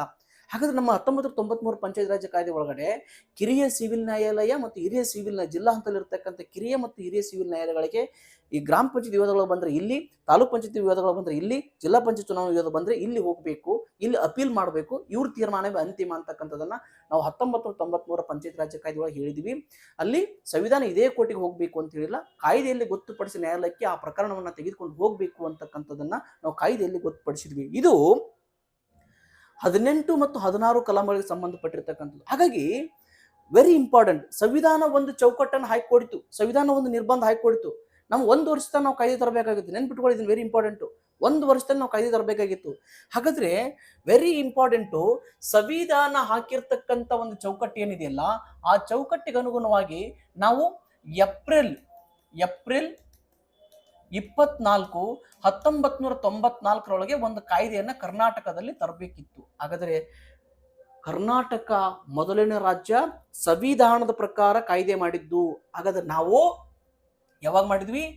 ಮೇ 10, 1993 ಒಂದು ಕಾಯ್ದೆಯನ್ನ ಕರ್ನಾಟಕ ರಾಜ್ಯದಲ್ಲಿ, ಕರ್ನಾಟಕ ಗ್ರಾಮ ಸ್ವರಾಜ್ಯ ಮತ್ತು ಗ್ರಾಮ ಸ್ವರಾಜ್ಯ 2015 ಸೇರಿಸಿದ, ಮತ್ ಬೇರೆ ಕರ್ನಾಟಕ ಪಂಚಾಯತ್ ರಾಜ್ಯ ಕಾಯ್ದೆ 1993 ಅಂತ ತಗೊಂಡ್ಬಂದು ಮೇ 10ನೇ ತಾರೀಕಿಗೆ ಇಡೀ ರಾಜ್ಯದಂತ ನಾವು ಅಪ್ಲಿಕೇಶನ್ ಮಾಡಿದ್ವಿ. ನೆನಪಿಟ್ಕೊಳ್ಳಿ, ಏಪ್ರಿಲ್ 24 1993ರಲ್ಲಿ ಬಂದು ಮಾರ್ಚ್ ಏಪ್ರಿಲ್ ಮೇ 6 ದಿನ ಮುಂದೆ 10 ದಿನ 16ನೇ ದಿನದಲ್ಲಿ ಸಂವಿಧಾನ ಹೇಳಿರ್ತಕ್ಕಂಥ ಡೇಟ್ ಏನಿದೆ ಅಲ್ವಾ, ಆ ದಿನಾಂಕದಿಂದ ಪ್ರಾರಂಭ 1 ವರ್ಷ ಟೈಮ್ ಇತ್ತು, 1 ವರ್ಷ ತಗೊಳ್ಳಿಲ್ಲ ನಾವು. 16ನೇ ದಿನದಲ್ಲಿ ಜಸ್ಟ್ 16 ಡೇಸ್ ಅಲ್ಲಿ ಕರ್ನಾಟಕಕ್ಕೆ ಸಂವಿಧಾನ ಪ್ರಕಾರ ಒಂದು ಕಾಯ್ದೆ ತಗೊಂಡ್ಬಂದ್ವಿ. ಇಡೀ ದೇಶದಲ್ಲಿ ಕರ್ನಾಟಕ ಮೊದಲನೇ ರಾಜ್ಯ ಪಂಚಾಯತ್ ರಾಜ್ಯ ಕಾಯ್ದೆ ಮಾಡಿರ್ತಕ್ಕಂಥದ್ದು ಮೇ 10ನೇ ತಾರೀಕು 1993 ಪಂಚಾಯತ್ ರಾಜ್ಯ ಕಾಯ್ದೆ ತಗೊಂಡ್ಬಂದ್ವಿ. ಹಾಗಾಗಿ ಇಡೀ ದೇಶಕ್ಕೆ ಸಂವಿಧಾನ ಹೈಯೆಸ್ಟ್ ಲಾ ಆದ್ರೆ ಇಡೀ ಪಂಚಾಯತ್ ರಾಜ್ ಡಿಪಾರ್ಟ್ಮೆಂಟ್ಗೆ ಈ ಕಾಯ್ದೆನೇ ಸಂವಿಧಾನ. 1993 ಪಂಚಾಯತ್ ರಾಜ್ಯ ಕಾಯ್ದೆ ಆ ಡಿಪಾರ್ಟ್ಮೆಂಟ್ಗೆ ಸಂವಿಧಾನ. ಹಾಗಾದ್ರೆ ಇಲ್ಲಿ ಆ ಇಡೀ ಡಿಪಾರ್ಟ್ಮೆಂಟ್ ಅನ್ನ ಮುನ್ನಡೆಸ್ತಕ್ಕಂಥ ಒಂದು ಕಾಯ್ದೆ ಅದು ಪಂಚಾಯತ್ ರಾಜ್ಯ ಕಾಯ್ದೆ, ಗ್ರಾಮ ಸ್ವರಾಜ್ ಮತ್ತು ಪಂಚಾಯತ್ ರಾಜ್ಯ ಕಾಯ್ದೆ 1993. ಆ ಇಡೀ ಕರ್ನಾಟಕದಲ್ಲ, ಬೆಂಗಳೂರಿಂದ ಒಂದು ಗ್ರಾಮ ಪಂಚಾಯತಿವರೆಗೂ ಆ ಡಿಪಾರ್ಟ್ಮೆಂಟ್ ಅನ್ನ ರನ್ ಮಾಡ್ತಕ್ಕಂಥ ಒಂದು ಕಾಯ್ದೆ. That is highest law of that department, that is fundamental of that department. ಒಂದು ಲಾ ಬಿಟ್ರೆ ಆಗಿಲ್ಲ, ಒಂದು ಕಾಯ್ದೆ ದೇಶದಲ್ಲಿ ಆಗ್ಬೇಕಾದ್ರೆ ಹೆಂಗ್ ಹೋಗುತ್ತಾ, ಈಗ ಕರ್ನಾಟಕದಲ್ಲಿ ಒಂದು ಕಾಯ್ದೆ ಆಗಬೇಕು ಅಂತಂದ್ರೆ ಈಗ ನೋಡಿ, ನಮ್ಮಲ್ಲಿ legislative assembly and legislative council ಅಂತ 2 ಸದನಗಳದಾವ. ಈ ಸದನದಲ್ಲಿ ಒಂದು ಮಸೂದೆ ಪಾಸ್ ಆಗಿ, ಈ ಸದನದಲ್ಲಿ ಒಂದು ಮಸೂದೆ ಪಾಸ್ ಆಗಿ, ನಾನು ಮುಂದೆ ಪೊಲಿಟಿಕ್ ಹೇಳಬೇಕಾದ್ರೆ ಹೇಳ್ತೀನಿ, ರಾಜ್ಯಪಾಲನ ಗವರ್ನರ್ ರಾಜ್ಯಪಾಲರ ಸಹಿ ಹಾಕಿದಾಗ ಮಾತ್ರ, ರಾಜ್ಯಪಾಲರ ಸಹಿ ಹಾಕಿದಾಗ ಮಾತ್ರ ಒಂದು ಕಾಯ್ದೆ ಆಗುತ್ತೆ. ಕಾಯ್ದೆ ಒಂದೇ ಬಗೆಹರಿದಿಲ್ಲ. ಕಾಯ್ದೆ ಅಂತಕ್ಕಂಥ ಜಸ್ಟ್ ಒಂದು ಮಾರ್ಗದರ್ಶಿ. ಅದು ಅದರಡಿಯಲ್ಲಿ ಈಗ ಒಂದು ಕಾಯ್ದೆ ಆಗ್ಬೇಕಾದ್ರೂ ಫಸ್ಟ್ ಒಂದು ಪ್ರಪೋಸಲ್ ಮಂಡಿಸ್ಬೇಕು. ಪ್ರಪೋಸಲ್ ಮಂಡಿಸ್ತಾರೆ. ಪ್ರಪೋಸಲ್ಲು ಕಾನೂನು ಡಿಪಾರ್ಟ್ಮೆಂಟ್ ಕೊಟ್ಟಾಗ ಬಿಲ್ ಆಗಿ ಕನ್ವರ್ಟ್ ಆಗುತ್ತೆ. ಬಿಲ್ ಆಗಿ ಆ ಬಿಲ್ಲು ರಾಜ್ಯಪಾಲರ ಸಹಿ ಕೊಟ್ಟ 2 ಸದನಗಳಲ್ಲಿ ಹೋಗಿ 3 ಬಾರಿ ರೀಡಿಂಗ್ ಆಗಿ ರಾಜ್ಯಪಾಲರ ಕಡೆ ಸಹಿ ಆಯಿತು ಅಂತಂದ್ರೆ ಬಿಲ್ ಆಟೋಮೆಟಿಕ್ ಆಕ್ಟ್ ಆಗುತ್ತೆ. ಆಕ್ಟ್ ಆದ ತಕ್ಷಣ ಮುಗಿಲಿಲ್ಲ, ಆ ಆಕ್ಟಿಗೆ ಕೆಲವು ರೆಗ್ಯುಲೇಷನ್ಸ್ಗಳನ್ನ ಅಧಿಕಾರಿಗಳಾಗ್ತಾರೆ. ಅಷ್ಟೇ ಅಲ್ಲ, ಆ ಆಕ್ಟ್ ಪ್ರಕಾರ ಒಂದೊಂದು ಪ್ರೊವಿಷನ್ ಅನ್ನು ಬಳಸಿಕೊಂಡು ಮುಂದೆ ಹಲವಾರು ನೋಟಿಫಿಕೇಶನ್ಸ್ಗಳು, ಸರ್ಕ್ಯುಲರ್ಸ್ಗಳು, ಬೇರೆ ಆರ್ಡರ್ಸ್ಗಳು ಬರ್ತಾವೆ. ಅಂದ್ರೆ ಇಡೀ ಪಂಚಾಯತ್ ರಾಜ್ ಡಿಪಾರ್ಟ್ಮೆಂಟ್ಗೆ highest law of that department ಅಂದ್ರೆ 1993 ಪಂಚಾಯತ್ ರಾಜ್ಯ ಕಾಯ್ದೆ ಅಂತ ನಾವು ಹೇಳ್ಬೋದು. ಆ ಇಡೀ ದೇಶಕ್ಕೆ ನಮ್ಮ ಸಂವಿಧಾನ ಹೆಂಗೆ ಮಾರ್ಗದರ್ಶಿಯೋ ಹಂಗೆ ಆ ಇಡೀ ಡಿಪಾರ್ಟ್ಮೆಂಟ್ಗೆ 1993 ಪಂಚಾಯತ್ ರಾಜ್ಯ ಕಾಯ್ದೆ ಮಾರ್ಗದರ್ಶಿ. ಹಾಗಾದ್ರೆ ಅದನ್ನ ಸ್ವಲ್ಪ ಬ್ರೀಫ್ ಮಾತಾಡಿ ಇವತ್ತು ಕನ್ಕ್ಲೂಡ್ ಮಾಡ್ತೀನಿ. ನೆಕ್ಸ್ಟ್ ನಾನು ಬೇರೆ ಸೆಷನ್ ಏನು ಅನ್ನೋದನ್ನ ಹೇಳ್ತೀನಿ. ಹಾಗಾದ್ರೆ 1993ರ ಪಂಚಾಯತ್ ಕರ್ನಾಟಕ ಪಂಚಾಯತ್ ರಾಜ್ ಕಾಯ್ದೆ. ಹಾಗಾದ್ರೆ 1993 ಪಂಚಾಯತ್ ರಾಜ್ ಕಾಯ್ದೆ ಪಂಚಾಯತ್ ರಾಜ್ ಡಿಪಾರ್ಟ್ಮೆಂಟಿನ ಒಂದು ಸಂವಿಧಾನ ಇದು. ಹಾಗಾದ್ರೆ ಇದರಲ್ಲಿ ಟೋಟಲ್ಲು 21 ಭಾಗಗಳದವು. ಎಷ್ಟು ಭಾಗಗಳದವ್ರಿ? 21 ಭಾಗಗಳದವು. ಇದರಲ್ಲಿ ನಾವು ಕಲಮಗಳಂತ ಕರೆಯೋದಿಲ್ಲ, ಅವಕ್ಕೆ ಪ್ರಕರಣಗಳು ಅಂತ ನಾವು ಕರಿತೀವಿ. ಪ್ರಕರಣಗಳು ಎಷ್ಟು ಅದಾವ ಅಂತಂದ್ರೆ 398 ಪ್ರಕರಣಗಳದಾವ. ಎಷ್ಟದವ್ರಿ? 398 ಪ್ರಕರಣಗಳು. ಇದೇ ಕಾಯ್ದೆಯಲ್ಲಿ ಅನುಸೂಚಿಗಳಂತದವು. ಅನುಸೂಚಿಗಳು ಹಾಗಾದ್ರೆ ಎಷ್ಟಾದ್ರಿ ಅನುಸೂಚಿಗಳು? 4 ಅನುಸೂಚಿಗಳದವು. ಹಾಗಾಗಿ 21 ಕಾಯ್ದೆಯನ್ನ 21 ಭಾಗಗಳು, 398 ಪ್ರಕರಣಗಳು, 4 ಅನುಸೂಚಿಗಳನ್ನ ಕಾಯ್ದೆಯಲ್ಲಿ ಡಿವೈಡ್ ಮಾಡಿದ್ವಿ ನಾವು. ಹಾಗಾದ್ರೆ ನಾಳೆ PDO ಓದ್ತಕ್ಕಂಥ ಅಭ್ಯರ್ಥಿಗಳು ವೆರಿ ಇಂಪಾರ್ಟೆಂಟ್. ಈ ಕಾಯ್ದೆಯ ಒಂದು ಡೀಪ್ ಆಗಿ ನಾವು ಅರ್ಥ ಮಾಡ್ಕೊಂಡಾಗ ಮಾತ್ರ ಸೆಕೆಂಡ್ ಪೇಪರ್ ಅಲ್ಲಿ ನಾವು ಮ್ಯಾಕ್ಸಿಮಮ್ ಮಾರ್ಕ್ಸ್ ಅನ್ನು ತೆಗಿಲಿಕ್ಕೆ ಸಾಧ್ಯತೆ ಇದೆ. ಮ್ಯಾಕ್ಸಿಮಮ್ ಮಾರ್ಕ್ಸ್ ಅಂತ, ಯಾಕಂದ್ರೆ ಒಂದೊಂದು ಮಾರ್ಕ್ಸು ಕೂಡ ವೆರಿ ಇಂಪಾರ್ಟೆಂಟ್ ಇರುತ್ತೆ. ನೀಟಾಗಿ ತಿಳ್ಕೊಂತ ಹೋಗ್ಬೇಕು. ಹಾಗಾಗಿ ಇಲ್ಲಿ ಸಂವಿಧಾನದಲ್ಲಿ ಭಾಗ ಬಂದೆ. ನಾನು ಒಂದು ಸ್ವಲ್ಪ ಬ್ರೀಫ್ ಆಗಿ ಹೇಳ್ಬಿಡ್ತೀನಿ. ಸಂವಿಧಾನದ ಭಾಗ 1, ಅಧ್ಯಾಯ 1, ಸಂವಿಧಾನದ ಭಾಗ 1 ಅಥವಾ ಅಧ್ಯಾಯ 1 ಇದು ಏನ್ ಮಾತಾಡುತ್ತೆ ಅಂತಂದ್ರೆ ಪರಿಭಾಷೆ, ಅರ್ಥ ವಿವರಣೆ ಬಗ್ಗೆ ಹೇಳುತ್ತೆ. ಪರಿಭಾಷೆ ಅಂದ್ರೆ ಕಾಯ್ದೆ ಮತ್ತು ಅದರ ಅನುಷ್ಠಾನದ ಬಗ್ಗೆ ಹೇಳುತ್ತೆ. ಕಾಯ್ದೆ ಮತ್ತು ಅನುಷ್ಠಾನ.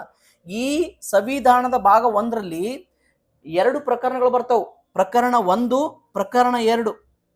ಪ್ರಕರಣ 1 ಏನ್ ಹೇಳುತ್ತೆ? ಪ್ರಕರಣ 1 ಮತ್ತು ಪ್ರಕರಣ 2 ಸ್ಟಾರ್ಟ್ ಆಗುತ್ತೆ 398 ತನಕ ಹೋಗುತ್ತೆ. ಹಾಗಾದ್ರೆ ಪ್ರಕರಣ 1 ಏನ್ ಹೇಳುತ್ತೆ ಅಂತಂದ್ರೆ ಕಾಯ್ದೆ ಹೆಸರು ಮತ್ತು ಅದು ದಿನಾಂಕ. ಲಿಸನ್ ಮಾಡಿ. ಪ್ರಕರಣ 1 ಕಾಯ್ದೆಯಲ್ಲಿ ಭಾಗ 1ರಲ್ಲಿ ಪ್ರಕರಣ 1 ಏನ್ ಹೇಳುತ್ತೆ ಅಂತಂದ್ರೆ ಈ ಕಾಯ್ದೆ ಹೆಸರು ಏನಪ್ಪಾ? ಈ ಕಾಯ್ದೆ ಹೆಸರೇನು ಮತ್ತು ಅದು ಯಾವಾಗ ಯಾವ ದಿನಾಂಕದಂದು ಜಾರಿಗೆ ಬಂತು ಕರ್ನಾಟಕದಂತ ಎರಡು ಹೇಳ್ತದ. ಹಾಗಾಗಿ ಇಲ್ಲಿ ನೆನಪಿಟ್ಕೋಬೇಕು ನಾವು. ಬಹಳ ಸರಿ ಎಕ್ಸಾಮ್ ಕೇಳ್ತಾರೆ ಕಾಯ್ದೆ ಹೆಸರು ಏನಂತಂದ್ರೆ ಕರ್ನಾಟಕ ಅದು ಹೇಳ್ತದ ಗ್ರಾಮ ಗ್ರಾಮ ಸ್ವರಾಜ್ ಸ್ವರಾಜ್ ಸ್ವರಾಜ್ ಮತ್ತು ಪಂಚಾಯತ್ ರಾಜ್ ಕಾಯ್ದೆ ಕಾಯ್ದೆ 1993 ಅದರ ಟೈಟಲ್ ಇದು ಗ್ರಾಮ ಸ್ವರಾಜ್, ಕರ್ನಾಟಕ ಗ್ರಾಮ ಸ್ವರಾಜ್ ಮತ್ತು ಪಂಚಾಯತ್ ರಾಜ್ ಕಾಯ್ದೆ 1993 ಅದರ ಹೆಸರು. ದಿನಾಂಕ ಹೇಳುತ್ತದು ಯಾವ ದಿನಾಂಕದಿಂದ ಜಾರಿಗೆ ಬಂತು ಅಂದ್ರೆ ಮೇ 10, 1993. ನಾಳೆ ಎಷ್ಟು ಸರಿ ಎಕ್ಸಾಮ್ ಕೇಳಿದ್ರು, ಇವನ್ ನಾಟ್ ಓನ್ಲಿ ಫಾರ್ PDO, ಇವನ್ ಬೇರೆ ಎಕ್ಸಾಮಿಗೂ ಕೂಡ ಕರ್ನಾಟಕ ಪಂಚಾಯತ್ ರಾಜ್ ಕಾಯ್ದೆ ಯಾವಾಗ ಜಾರಿ ಬಂತು ಮೇ 10, 1993. Very important. 1ನೇ ಪ್ರಕರಣ ಹೇಳುದು ಕಾಯ್ದೆ ಹೆಸರು ಮತ್ತು ಅದು ಜಾರಿಗೆ ಬಂದ ದಿನಾಂಕ ಎರಡು ಹೇಳ್ತದೆ. ಪ್ರಕರಣ 2 ಏನು ಹೇಳ್ತದಂತಂದ್ರೆ ಅರ್ಥ ವಿವರಣೆ. ಏನು ಅರ್ಥ ವಿವರಣೆ. ಓಕೆ, ಕರೆಂಟು ಹೋಯ್ತು. 1 ಮಿನಿಟ್, ಯಾಕೆ ಆಫ್ ಆಯ್ತು? 1 ಮಿನಿಟ್. ಅದು ಇಂಟ್ರೆಸ್ಟಿಂಗ್ ಗೊತ್ತಿ, ಇನ್ನೊಂದು 2 ನಿಮಿಷದಲ್ಲಿ ಮುಗಿಸ್ಬೋದಾಗಿತ್ತು. ಪ್ರಕರಣ 1 ಮತ್ತು ಪ್ರಕರಣ 2 ಅಂದ್ರೆ ಸಂವಿಧಾನದ ಇದು ಕಾಯ್ದೆಯ 1993 ಪಂಚಾಯತ್ ರಾಜ್ಯ ಕಾಯ್ದೆಯಲ್ಲಿ ಪ್ರಕರಣ ಅಂದ್ರೆ ಅಧ್ಯಾಯದಲ್ಲಿ 1ನೇ ಅಧ್ಯಾಯದಲ್ಲಿ 2 ಪ್ರಕರಣಗಳು ಬರ್ತಾವು. ಪ್ರಕರಣ 1 ಕಾಯ್ದೆ ಹೆಸರು ಮತ್ತು ಅದು ಬಂದಂತ ದಿನಾಂಕ. ಕಾಯ್ದೆ ಹೆಸರು ಕರ್ನಾಟಕ ಗ್ರಾಮ ಸ್ವರಾಜ್ಯ ಮತ್ತು ಪಂಚಾಯತ್ ರಾಜ್ಯ ಕಾಯ್ದೆ 1993 ಅಂತ ಹೇಳ್ತದ. ದಿನಾಂಕ ಮೇ 10, 1993 ಜಾರಿಗೆ ಬಂತು ಅಂತೇಳಿ. ಅಷ್ಟೇ ಮುಂದುವರಿದು ಅದು ಹೇಳ್ತಕ್ಕಂಥದ್ದು ಎರಡನೇ ಪ್ರಕರಣ 2 ಪಂಚಾಯತ್ ರಾಜ್ಯ ಕಾಯ್ದೆ ಪ್ರಕರಣ 2 ಕಲಮ ಹೇಳ್ತಿಲ್ಲ, ಪ್ರಕರಣ ಸಂವಿಧಾನ ಕಲಂ ಬೇರೆ. ಪ್ರಕರಣ 2 ಹೇಳ್ತದ ಅರ್ಥ ವಿವರಣೆ. ಅರ್ಥ ವಿವರಣೆ ಅಂದ್ರೇನು? 1 ನಿಮಿಷ, ಬೋರ್ಡ್ ಇಲ್ಲಂದ್ರೆ ಮಾತಾಡಕ್ಕೆ ಬರೋದಿಲ್ಲ ನನಗೂ. ಅರ್ಥ ವಿವರಣೆ ಈಗ ಅರ್ಥ ವಿವರಣೆ ಅಂದ್ರೆ ಕಾಯ್ದೆ ಒಳಗಡೆ ಕೆಲವು ಬರ್ತಾರೆ. ಕಾಯ್ದೆ ಯಾವ ಕಾಯ್ದೆ? 1993 ಕಾಯ್ದೆ. ಈಗ ಕೆಲವು ಪದಗಳು ಬರ್ತಾವಲ್ಲಿ, ಮಾರ್ಕೆಟು, ಸಂತೆ, DC ಯಾವ DC, AC ಯಾವ AC, ತಹಶೀಲ್ದಾರ್ ಯಾವ ತಹಶೀಲ್ದಾರ್ ಬೇರೆ ಬೇರೆ ಡಿಪಾರ್ಟ್ಮೆಂಟ್ ತಹಶೀಲ್ದಾರ್ ಅದಾರ. AC ಬೇರೆ ಬೇರೆ ಕಮರ್ಷಿಯಲ್ ಟ್ಯಾಕ್ಸ್ ಒಳಗೆ AC ಅದಾರ, ಬೇರೆ ಬೇರೆ ಡಿಪಾರ್ಟ್ಮೆಂಟ್ AC ಅದಾರ. ಯಾವ AC? DC ಯಾವ DC? ಬೇರೆ ಬೇರೆ ಡಿಪಾರ್ಟ್ಮೆಂಟ್ DC ಅದಾರ. ಈಗ ಅಬಕಾರಿ ಇಲಾಖೆ DC ಅದಾರ, ಕಮರ್ಷಿಯಲ್ ಟ್ಯಾಕ್ಸ್ DC ಅದಾರ, ರೆವೆನ್ಯೂ ಡಿಪಾರ್ಟ್ಮೆಂಟ್ DC ಅದಾರ. ಹಾಗಾದ್ರೆ ಯಾವ DC? ರೆವೆನ್ಯೂ DCನೋ ಅಬಕಾರಿ DCನೋ? ಅದು ಕಾಯ್ದೆ ಅರ್ಥ ವಿವರಣೆ ಕೊಡ್ತದ. ಇಲ್ಲಿ ಕಾಯ್ದೆ ಅರ್ಥ ವಿವರಣೆ ಎರಡನೇ ಪ್ರಕರಣ 2 ಅರ್ಥ ವಿವರಣೆ. ಕಾಯ್ದೆ ಒಳಗೆ ಉಪಯೋಗಿಸಿರ್ತಕ್ಕಂಥ ಪದಗಳ ಅರ್ಥ ವಿವರಣೆಯನ್ನು ಕೊಡ್ತಾ ಬರ್ತದ. ಈಗ ಫಾರ್ ಎಕ್ಸಾಂಪಲ್ ಬರ್ತೀನಿ ನಾನು 1 ನಿಮಿಷ. ಎಂತೆಂತ ಅರ್ಥ ವಿವರಣೆ ಅಂತಂದ್ರೆ ಈಗ ಅದಾವ. ಈಗ ಯಾವುದು ಕಾಯ್ದೆ 1993 ಪಂಚಾಯತ್ ರಾಜ್ ಕಾಯ್ದೆ. ಇಲ್ಲಿ ಕಮಿಷನರ್ ಅಂದ್ರೆ ಯಾರು? ಪ್ರಾದೇಶಿಕ ಆಯುಕ್ತ. ರೆವೆನ್ಯೂ ಡಿಪಾರ್ಟ್ಮೆಂಟ್ ಪ್ರಾದೇಶಿಕ ಆಯುಕ್ತ, ಬೇರೆ ಬೇರೆ ಪ್ರಾದೇಶಿಕ ಆಯುಕ್ತ ಅದಾರ. ಎಲ್ಲ ಆಯುಕ್ತರಲ್ಲ. ಇಲ್ಲಿ 1 2 ಇದು ಇಲ್ಲಿ ಹೆಸರು ಮತ್ತು ದಿನಾಂಕದ ಬಗ್ಗೆ ನಾನು ಮಾತಾಡ್ತಾ ಇದ್ದೆ. ನೆಕ್ಸ್ಟ್ 2ನೇ ಪ್ರಕರಣ ಏನ್ ಹೇಳ್ತೆ ಅಂತ ಹೇಳಿದೆ ನಾನು. ಪ್ರಕರಣ 2 ಏನ್ ಹೇಳ್ತದಂತಂದ್ರೆ ಪ್ರಕರಣ 2 ಅರ್ಥ ವಿವರಣೆಯನ್ನ ಕೊಡುತ್ತೆ. ಅರ್ಥ ವಿವರಣೆ ಯಾವ ಅರ್ಥ ವಿವರಣೆ ಅಂತ ಈಗ ನೋಡಿ. ಈ for example tahsildar, AC, DC, RC ಯಾರಪ್ಪ ಇವರು? Tahsildar revenue tahsildar, AC revenue AC, DC revenue DC, RC ಪ್ರಾದೇಶಿಕ ಆಯುಕ್ತರು ಅಂತ ಡೆಫಿನೇಷನ್ ಕೊಡುತ್ತದೆ. ಮಾರ್ಕೆಟ್ ಅಂದ್ರೆ ಏನು? 5-6 ಅಂಗಡಿ ಇರಬೇಕು, ಒಂದು 10-10ಕ್ಕಿಂತ ಹೆಚ್ಚು ದನಗಳ ಮಾರಾಟ ಇದ್ರೆ ಮಾರ್ಕೆಟ್ ಅಂತ ಕರಿತೀವಿ. ಅಂದ್ರೆ ಕೆಲವು ಅರ್ಥ ವಿವರಣೆಯನ್ನು ಕೊಡ್ತಾ ಬರ್ತದ ಕಾಯ್ದೆ, ನೋಡ್ಕೋಬೇಕು. ನೆಕ್ಸ್ಟ್ ನಾವು 2015ರಲ್ಲಿ ಒಂದು ಭಾಗ ಸೇರಿಸಿದ್ವಿ. ಭಾಗ 1A ಅಂತಕ್ಕಂಥ ಹೊಸ ಭಾಗ ಸೇರ್ಪಡೆ ಮಾಡಿದ್ವಿ. ಭಾಗ 1 ಅಂದ್ರೆ ಅಧ್ಯಾಯ 1A ಅಂತಕ್ಕಂಥ ಹೊಸ ಭಾಗ ಸೇರ್ಪಡೆ ಮಾಡಿದ್ವಿ. ಇದ್ರ ಪಕ್ಕಕ್ಕೆ ಸೇರ್ಪಡೆ ಮಾಡಿ ಅಲ್ಲಿ 2A ಅಂತಕ್ಕಂಥ ಒಂದು ಪ್ರಕರಣವನ್ನ ಸೇರ್ಪಡೆ ಮಾಡಿದ್ವಿ. 2A ಅಂತಕ್ಕಂಥ ಅದು ಏನ್ ಹೇಳ್ತಂತಂದ್ರೆ ನೀತಿ ನಿರ್ದೇಶಕ ತತ್ವಗಳು, ಪಂಚಾಯಿತಿಯ ನೀತಿ ನಿರ್ದೇಶಕ ತತ್ವಗಳು. ನೋಡಿ ಸಂವಿಧಾನದಲ್ಲಿ ನೀತಿ ನಿರ್ದೇಶಕ ತತ್ವಗಳದಾವು. DPSP ಅಂತ ಕರಿತೀವಿ. DPSP ಸಂವಿಧಾನದ ಭಾಗ 4ರಲ್ಲಿ 36ನೇ ಕಲಮಿಂದ 51ನೇ ಕಲಂವರೆಗೂ DPSPಗಳದಾವು. ರಾಜ್ಯ ನೀತಿ ನಿರ್ದೇಶಕ. ಇಲ್ಲಿ ಪಂಚಾಯಿತಿ ನೀತಿ ನಿರ್ದೇಶಕ ತತ್ವಗಳು, ಪಂಚಾಯಿತಿಗೆ ನೀತಿ ನಿರ್ದೇಶಕ ತತ್ವಗಳು ಸುಮಾರು ಒಂದು 10 ಅದಾವು. ಇಲ್ಲಿ ನೀತಿ ನಿರ್ದೇಶನ ಮಾಡ್ತಕ್ಕಂಥ ತತ್ವಗಳು ಅಂದ್ರೆ ಗ್ರಾಮೀಣ ಭಾಗದ ಜನರ ಒಂದು ಸಾಮಾಜಿಕ ವ್ಯವಸ್ಥೆ, ಆರ್ಥಿಕ ವ್ಯವಸ್ಥೆ, ಸಾಂಸ್ಕೃತಿಕ ವ್ಯವಸ್ಥೆ ಬಲಪಡಿಸ್ಬೇಕಾದ್ರೆ ಅಲ್ಲಿರ್ತಕ್ಕಂಥ ಚಟುವಟಿಕೆಗಳು, ಕ್ರಿಯಾವಿಧಾನಗಳು, ಅಲ್ಲಿರ್ತಕ್ಕ ಸಂಶೋಧನಾ ಮನಸ್ಥಿತಿ, ಗ್ರಂಥಾಲಯಗಳು ಯಾವ ರೀತಿ ಅಭಿವೃದ್ಧಿ ಆಗಬೇಕು, ಒಂದು ಗ್ರಾಮೀಣ ಭಾಗ ಹೆಂಗಿರ್ಬೇಕು ಅಂತಂದ್ರೆ ನೀತಿ ನಿರ್ದೇಶನ ತತ್ವ ಹೇಳ್ತದ. ಒಂದು ಗ್ರಾಮೀಣ ಭಾಗ ಹೇಗಿರ್ಬೇಕು ಅಂತಂದ್ರೆ ಅದು ಒಂಥರ ಅದನ್ನ ನೋಡ್ಬೇಕಾದ್ರೆ ಸುಸ್ಥಿರ ಬದುಕು, ಸುವ್ಯವಸ್ಥಿತ ಬದುಕು, ಶಾಂತಿಯ ಬದುಕು, ನೆಮ್ಮದಿಯ ಬದುಕು, ಒಂದು ಒಂದು ವೆಲ್ ಬೀಯಿಂಗ್, ಎಲ್ಲ ಜನರಿಗೂ ಒಂದು ವೆಲ್ ಬೀಯಿಂಗ್, ಅವ್ರವ್ರ ಉದ್ಯೋಗದಲ್ಲಿ ಅವರು ಸಿಸ್ಟಮೆಟಿಕ್ ಆಗಿ ಅವ್ರ ಎಲ್ಲ ಫೆಸಿಲಿಟಿಗಳು, ಒಂದು ಕುಡಿಯೋ ನೀರು ಇರ್ಬೋದು, ರಸ್ತೆ ಇರ್ಬೋದು, ಚರಂಡಿ ಇರ್ಬೋದು, ವಿದ್ಯುತ್ ಇರ್ಬೋದು, ಎಲ್ಲದೂ ಕೂಡ ನೀಟಾಗಿ ತಲುಪಬೇಕು. ಆ ನಿಟ್ಟಿನಲ್ಲಿ ಗ್ರಾಮೀಣ ಸಮುದಾಯಗಳು ಅಭಿವೃದ್ಧಿ ಆಗಬೇಕು ಅಂತಕ್ಕಂಥದನ್ನ ನೀತಿ ನಿರ್ದೇಶನ ಪಂಚಾಯಿತಿಗಳಿಗೆ ಮಾಡ್ತದದು. ಅಲ್ಲಿ ಸುಮಾರು ಹತ್ತದವು. ಸೊ 2A ಅಂದರೆ ನೆಕ್ಸ್ಟ್ ನಾನು 3ನೇ ಪ್ರಕರಣದಿಂದ ಗ್ರಾಮದಲ್ಲಿರ್ತಕ್ಕಂಥ ಜನವಸತಿ ಸಭಾ, ವಾರ್ಡ್ ಸಭಾ ಮತ್ತು ಗ್ರಾಮ ಸಭಾದ ಬಗ್ಗೆ ಡಿಫ್ರೆನ್ಸಸ್ ಬಗ್ಗೆ ತೊಗೊಂಡು ಬರ್ತೀನಿ, ಹೇಳ್ತೀನಿ. ಆ 3 ಕೂಡ ನೀಟಾಗಿ ವೆರಿ ಇಂಪಾರ್ಟೆಂಟ್ ಅವು. ಅಂದರೆ ನೆಕ್ಸ್ಟು ನಾವು ಸಭೆದ ಬಗ್ಗೆ ಮಾತ್ರ, ಗ್ರಾಮ ಸಭಾ, ವಾರ್ಡ್ ಸಭಾ, ಜನವಸತಿ ಸಭಾ ಅಂದ್ರೆ ಏನು, ಅದು ಯಾವ ರೀತಿ, ಯಾರ್ಯಾರು ಸದಸ್ಯರು ಇರ್ತಾರೆ, ಯಾರು ಅಧ್ಯಕ್ಷರು, ಯಾರು ಸದಸ್ಯರು, ಎಲ್ಲವನ್ನು ಕೂಡ ಡೀಟೇಲ್ ಮಾಡ್ತಾ ಬರ್ತೀನಿ. ಇದು ಇವತ್ತು ಪಂಚಾಯತ್ ರಾಜ್ಯ ಸಂಸ್ಥೆಗೆ ಸಂಬಂಧಪಟ್ಟಿರ್ತಕ್ಕಂಥ ಒಂದು ಐತಿಹಾಸಿಕ ಹಿನ್ನೆಲೆ ಫಸ್ಟ್ನೇದು ವಿಡಿಯೋದಲ್ಲಿ ಮಾಡಿದೆ. ಸೆಕೆಂಡ್ ವಿಡಿಯೋ ಬಂದಾಗ ಇದನ್ನು ಸಾಂವಿಧಾನಿಕ ಸ್ಥಾನಮಾನವನ್ನು ನಾವು ಹೆಂಗೆ ಕೊಟ್ವಿ, ಯಾಕೆ ಕೊಟ್ವಿ ಅನ್ನೋದನ್ನು ನಾನು ಹಲವಾರು ಪಾಯಿಂಟ್ಗಳನ್ನು ಇವತ್ತು ಹೇಳ್ತಾ ಬಂದೆ. ವೆರಿ ಇಂಪಾರ್ಟೆಂಟ್ ಇದೆ ಎಕ್ಸಾಮಿಗೆ, not only for the even PDO, even but for the other examinations. ನಾನು ಹೇಳಿದ PC ಇಂದ DC ವರೆಗೂ ಕೂಡ ಅದು ಹೆಲ್ಪ್ಫುಲ್ ಆಗ್ತಕ್ಕಂಥ ಇನ್ಫಾರ್ಮೇಷನ್ ಕೊಟ್ಟಿದ್ದೀನಿ. ನಾನು ಪಂಚಾಯತ್ ರಾಜ್ಯ ಕಾಯ್ದೆಯನ್ನು ಒಂದು ಪುಸ್ತಕ, ನಾನು ಹೇಳಿದಿನಲ್ಲ, ಕರ್ನಾಟಕ ನಾನು ಒಂದು ಪುಸ್ತಕ ಬರ್ತಿದ್ದೀನಿ, ಗ್ರಾಮ ಪಂಚಾಯತ್ ರಾಜ್ಯ ಸಂಸ್ಥೆ ಮಟ್ಟಂಗ ಒಂದು ಕರ್ನಾಟಕ ಗ್ರಾಮ ಸ್ವರಾಜ್ ಮತ್ತು ಪಂಚಾಯತ್ ಮಾರ್ಗದರ್ಶಿ ಅಂತಕ್ಕಂಥ ಒಂದು ಪುಸ್ತಕ ಬರೆದಿದ್ದೀನಿ. ಆ ಪುಸ್ತಕದಲ್ಲಿ ಭಾಳಷ್ಟು ಡೀಟೇಲ್ ಆಗಿ ಕೂಡ ನಾನು ಹಾಕಿದ್ದೇನೆ. ಭಾಳ ಡಸ್ಟ್ಬಿನ್ ಮಾಡಕ್ಕೆ ಹೋಗಿಲ್ಲ ಅದನ್ನು. ಭಾಳ ವಿದ್ಯಾರ್ಥಿಗಳಿಗೆ ಎಷ್ಟು ಬೇಕೋ ಅಷ್ಟು ನೀಟಾಗಿ ಓದ್ಕೋಬೇಕು ಅಂತಕ್ಕಂಥದ್ದು. ಈಗಾಗಲೇ ಕರ್ನಾಟಕದ ಧಾರವಾಡದಲ್ಲಿ, ಬೆಂಗಳೂರಲ್ಲಿ ಬೇರೆ ಬೇರೆ ಬುಕ್ ಸೆಂಟರ್ಗಳು ಕೂಡ ಅವೈಲೇಬಲ್ ಇದೆ. ಭಾಳಷ್ಟು ವಿದ್ಯಾರ್ಥಿಗಳು ಕೂಡ ಅದನ್ನು ತಗೊಂಡಿದ್ದಾರೆ. ನೀವು ತಗೊಂಡು ಓದಿ ಅಂತ ಜಸ್ಟ್ ಒಂದು ಸಲ ನೋಡಿ, ನಿಮಗೆ ಹಿಡಿಸ್ತು ಅಂತ ತಗೊಳ್ಳಿ, ಇಲ್ಲಾಂದ್ರೆ ಬೇಡ. ನಿಮಗೆ ಯಾವ ಪುಸ್ತಕ ಇಷ್ಟ ಆಗುತ್ತೋ, ಯಾವ ಆಥರ್ ಪುಸ್ತಕ ಇಷ್ಟ ಆಗುತ್ತೋ, ಯಾವುದು ನಿಮ್ಗೆ ಅರ್ಥ ಮಾಡ್ಕೊಳ್ಳೋಕೆ ಸಾಧ್ಯತೆಯೋ ಆ ಪುಸ್ತಕ ತೆಗೆದುಕೊಂಡು ಬೇಕಾದರೂ ಕೂಡ ನೀವು ಓದಬಹುದು. ಸೊ ಈ ವಿಡಿಯೋವನ್ನು ನಿಮ್ಗೆ ಇಷ್ಟ ಆದರೆ ನಿಮ್ಮ ಸ್ನೇಹಿತರು ಯಾರು ಇರ್ತಾರೆ ಶೇರ್ ಮಾಡಿ. ನಾಲೆಜು ನಿಂತು ನೀರಾಗಬಾರ್ದು, ಅದು ಅರಿಯುವಂಥ ಜಲ ಆಗಬೇಕು. ಯಾವತ್ತೂ ಕೂಡ ಇನ್ನೊಬ್ಬರು ತಲುಪ್ತಿರಬೇಕು. ನಾನು ಅವ್ರಿಗೆ ಇದನ್ನು ಶೇರ್ ಮಾಡಿದರೆ ಎಲ್ಲಿ ಅವನು ಒಂದು ಮಾರ್ಕ್ಸ್ ತೊಗೊಂಡ್ಬಿಡ್ತಾನೋ, ಬೇಡ. ಆ ಮನಸ್ಥಿತಿ ಬೇಡ. ಆ ಮನಸ್ಥಿತಿ ನಿಮ್ಮನ್ನು ಯಾವತ್ತೂ ಕೂಡ ಕೆಳಗಿಡ್ತದೆ. ದಯವಿಟ್ಟು ನೀವು ಇನ್ನೊಬ್ಬರಿಗೆ ಜ್ಞಾನವನ್ನು ಹೆಚ್ಚು ಈಗ ನಾನು ಹಂಚ್ಕೊಳ್ಳೋಕತ್ತೀನಿ ಜ್ಞಾನವನ್ನು. ನಾನು ಇದರಿಂದ ಇನ್ನು ಯೂಟ್ಯೂಬಿಂದ ನನಗೇನು ಸಿಕ್ಕಾಪಟ್ಟು ರೊಕ್ಕ ಬರ್ತಾವೆ ಇರಲ್ಲ. ಏನೋ ನಾಲ್ಕು ಅಕ್ಷರ ತಿಳ್ಕೊಂಡಿದ್ದೀವಿ, ಅದನ್ನು 4 ಜನಕ್ಕೆ ಕೇಳಬೇಕು ಅಂತಕ್ಕಂಥ ಒಂದು ಕುತೂಹಲ ಮತ್ತು ನಮ್ಮಲ್ಲಿರ್ತಕ್ಕಂಥ ಒಂದು ಆಸೆ ಅಷ್ಟೇ. ಅದನ್ನು ಬಿಟ್ಟು ಮತ್ತೆ ಬೇರೆ ರೀತಿ ಅರ್ನಿಂಗ್ ಉದ್ದೇಶಗಳು ಯಾವುದೂ ಇಲ್ಲ. ನೀವು ಕೂಡ ಹೆಚ್ಚು ವಿದ್ಯಾರ್ಥಿಗಳಿಗೆ ಈ ವಿಡಿಯೋ ಲೈಕ್ ಆದರೆ ಶೇರ್ ಮಾಡಿ. ಏನಾದ್ರು ನಿಮ್ಗೆ ಅದರಲ್ಲಿ ಡೌಟ್ಗಳಿದ್ರೆ ಕಮೆಂಟ್ ಮಾಡಿ. ಯಾಕಂದರೆ I am also women being. ಹೇಳುವಾಗ ಒಂದು ಪಟ್ನ ಶಬ್ದ ಎಲ್ಲರೂ ತಪ್ಪು ಹೇಳ್ಬೋದು, ಒಂದು ಇಸ್ವಿಗಳನ್ನು ತಪ್ಪು ಹೇಳ್ಬೋದು. ಹಾಗಂತ ಉದ್ದೇಶಪೂರ್ವಕ ಹೇಳುವಂತಲ್ಲ, ಎಲ್ಲ ತಿಳ್ಕೊಂಡಿಲ್ಲ ಅಂತ ಹೇಳೋದಲ್ಲ. ತಿಳ್ಕೊಂಡಿರ್ತೀವಿ, ಎಲ್ಲೋ ಒಂದು ಕಡೆ ಅದು ವುಮೆನ್ಸ್ ಎರರ್ಸ್ ಆಗಿಬಿಡ್ತಾವೆ. ಅಂಥದನ್ನೇ ಹೈಲೈಟ್ ಮಾಡಿ ತಪ್ಪು ಹೇಳಿದ್ರು ಅಂತ ಅದನ್ನು ಬಬ್ಬೆ ಇಡುವಂಥದ್ದಲ್ಲ. ನಮಗೆ ಎಷ್ಟು 4 ಅಕ್ಷರ ಗೊತ್ತೋ ಅದು ನಿಮ್ಮ ಮಂದಿಗೆ ಹಂಚ್ಕೊಂಡಿದ್ದೀವಿ. ಅದು ತಗೊಳ್ಳಿ. ನೀವು ಕೂಡ ಎಕ್ಸಾಮಲ್ಲಿ ಪಾಸಾಗಿ ಒಬ್ಬ ಸರ್ಕಾರಿ ನೌಕರರು ಆಗಲಿ ಅಂತಕ್ಕಂಥದ್ದು ನಮ್ಮ ಕನಸಿದೆ. ಅದನ್ನು ನೀವು ಈಡೇರಿಸ್ತಿರಂತಕ್ಕಂಥ ಆಸೆಯೊಂದಿಗೆ ಇವತ್ತಿನ ವಿಡಿಯೋ ಮುಗಿಸ್ತೀನಿ. ನೆಕ್ಸ್ಟು ಗ್ರಾಮ ಸಭೆ, ಜನವಸತಿ ಸಭೆ, ವಾರ್ಡ್ ಸಭೆ, ಅದರ ಡಿಫ್ರೆನ್ಸಸ್ ಏನು ಅನ್ನೋದನ್ನು ಟೋಟಲ್ಲು ಒಂದು ಮ್ಯಾಪಲ್ಲಿ ನಾನು ಕೊಡ್ತಾ ಹೋಗ್ತೀನಿ ಅಂತ ಹೇಳ್ತಾ ನನ್ನ ಮಾತು ಮುಗಿಸ್ತೇನೆ. ನಮಸ್ಕಾರಗಳು.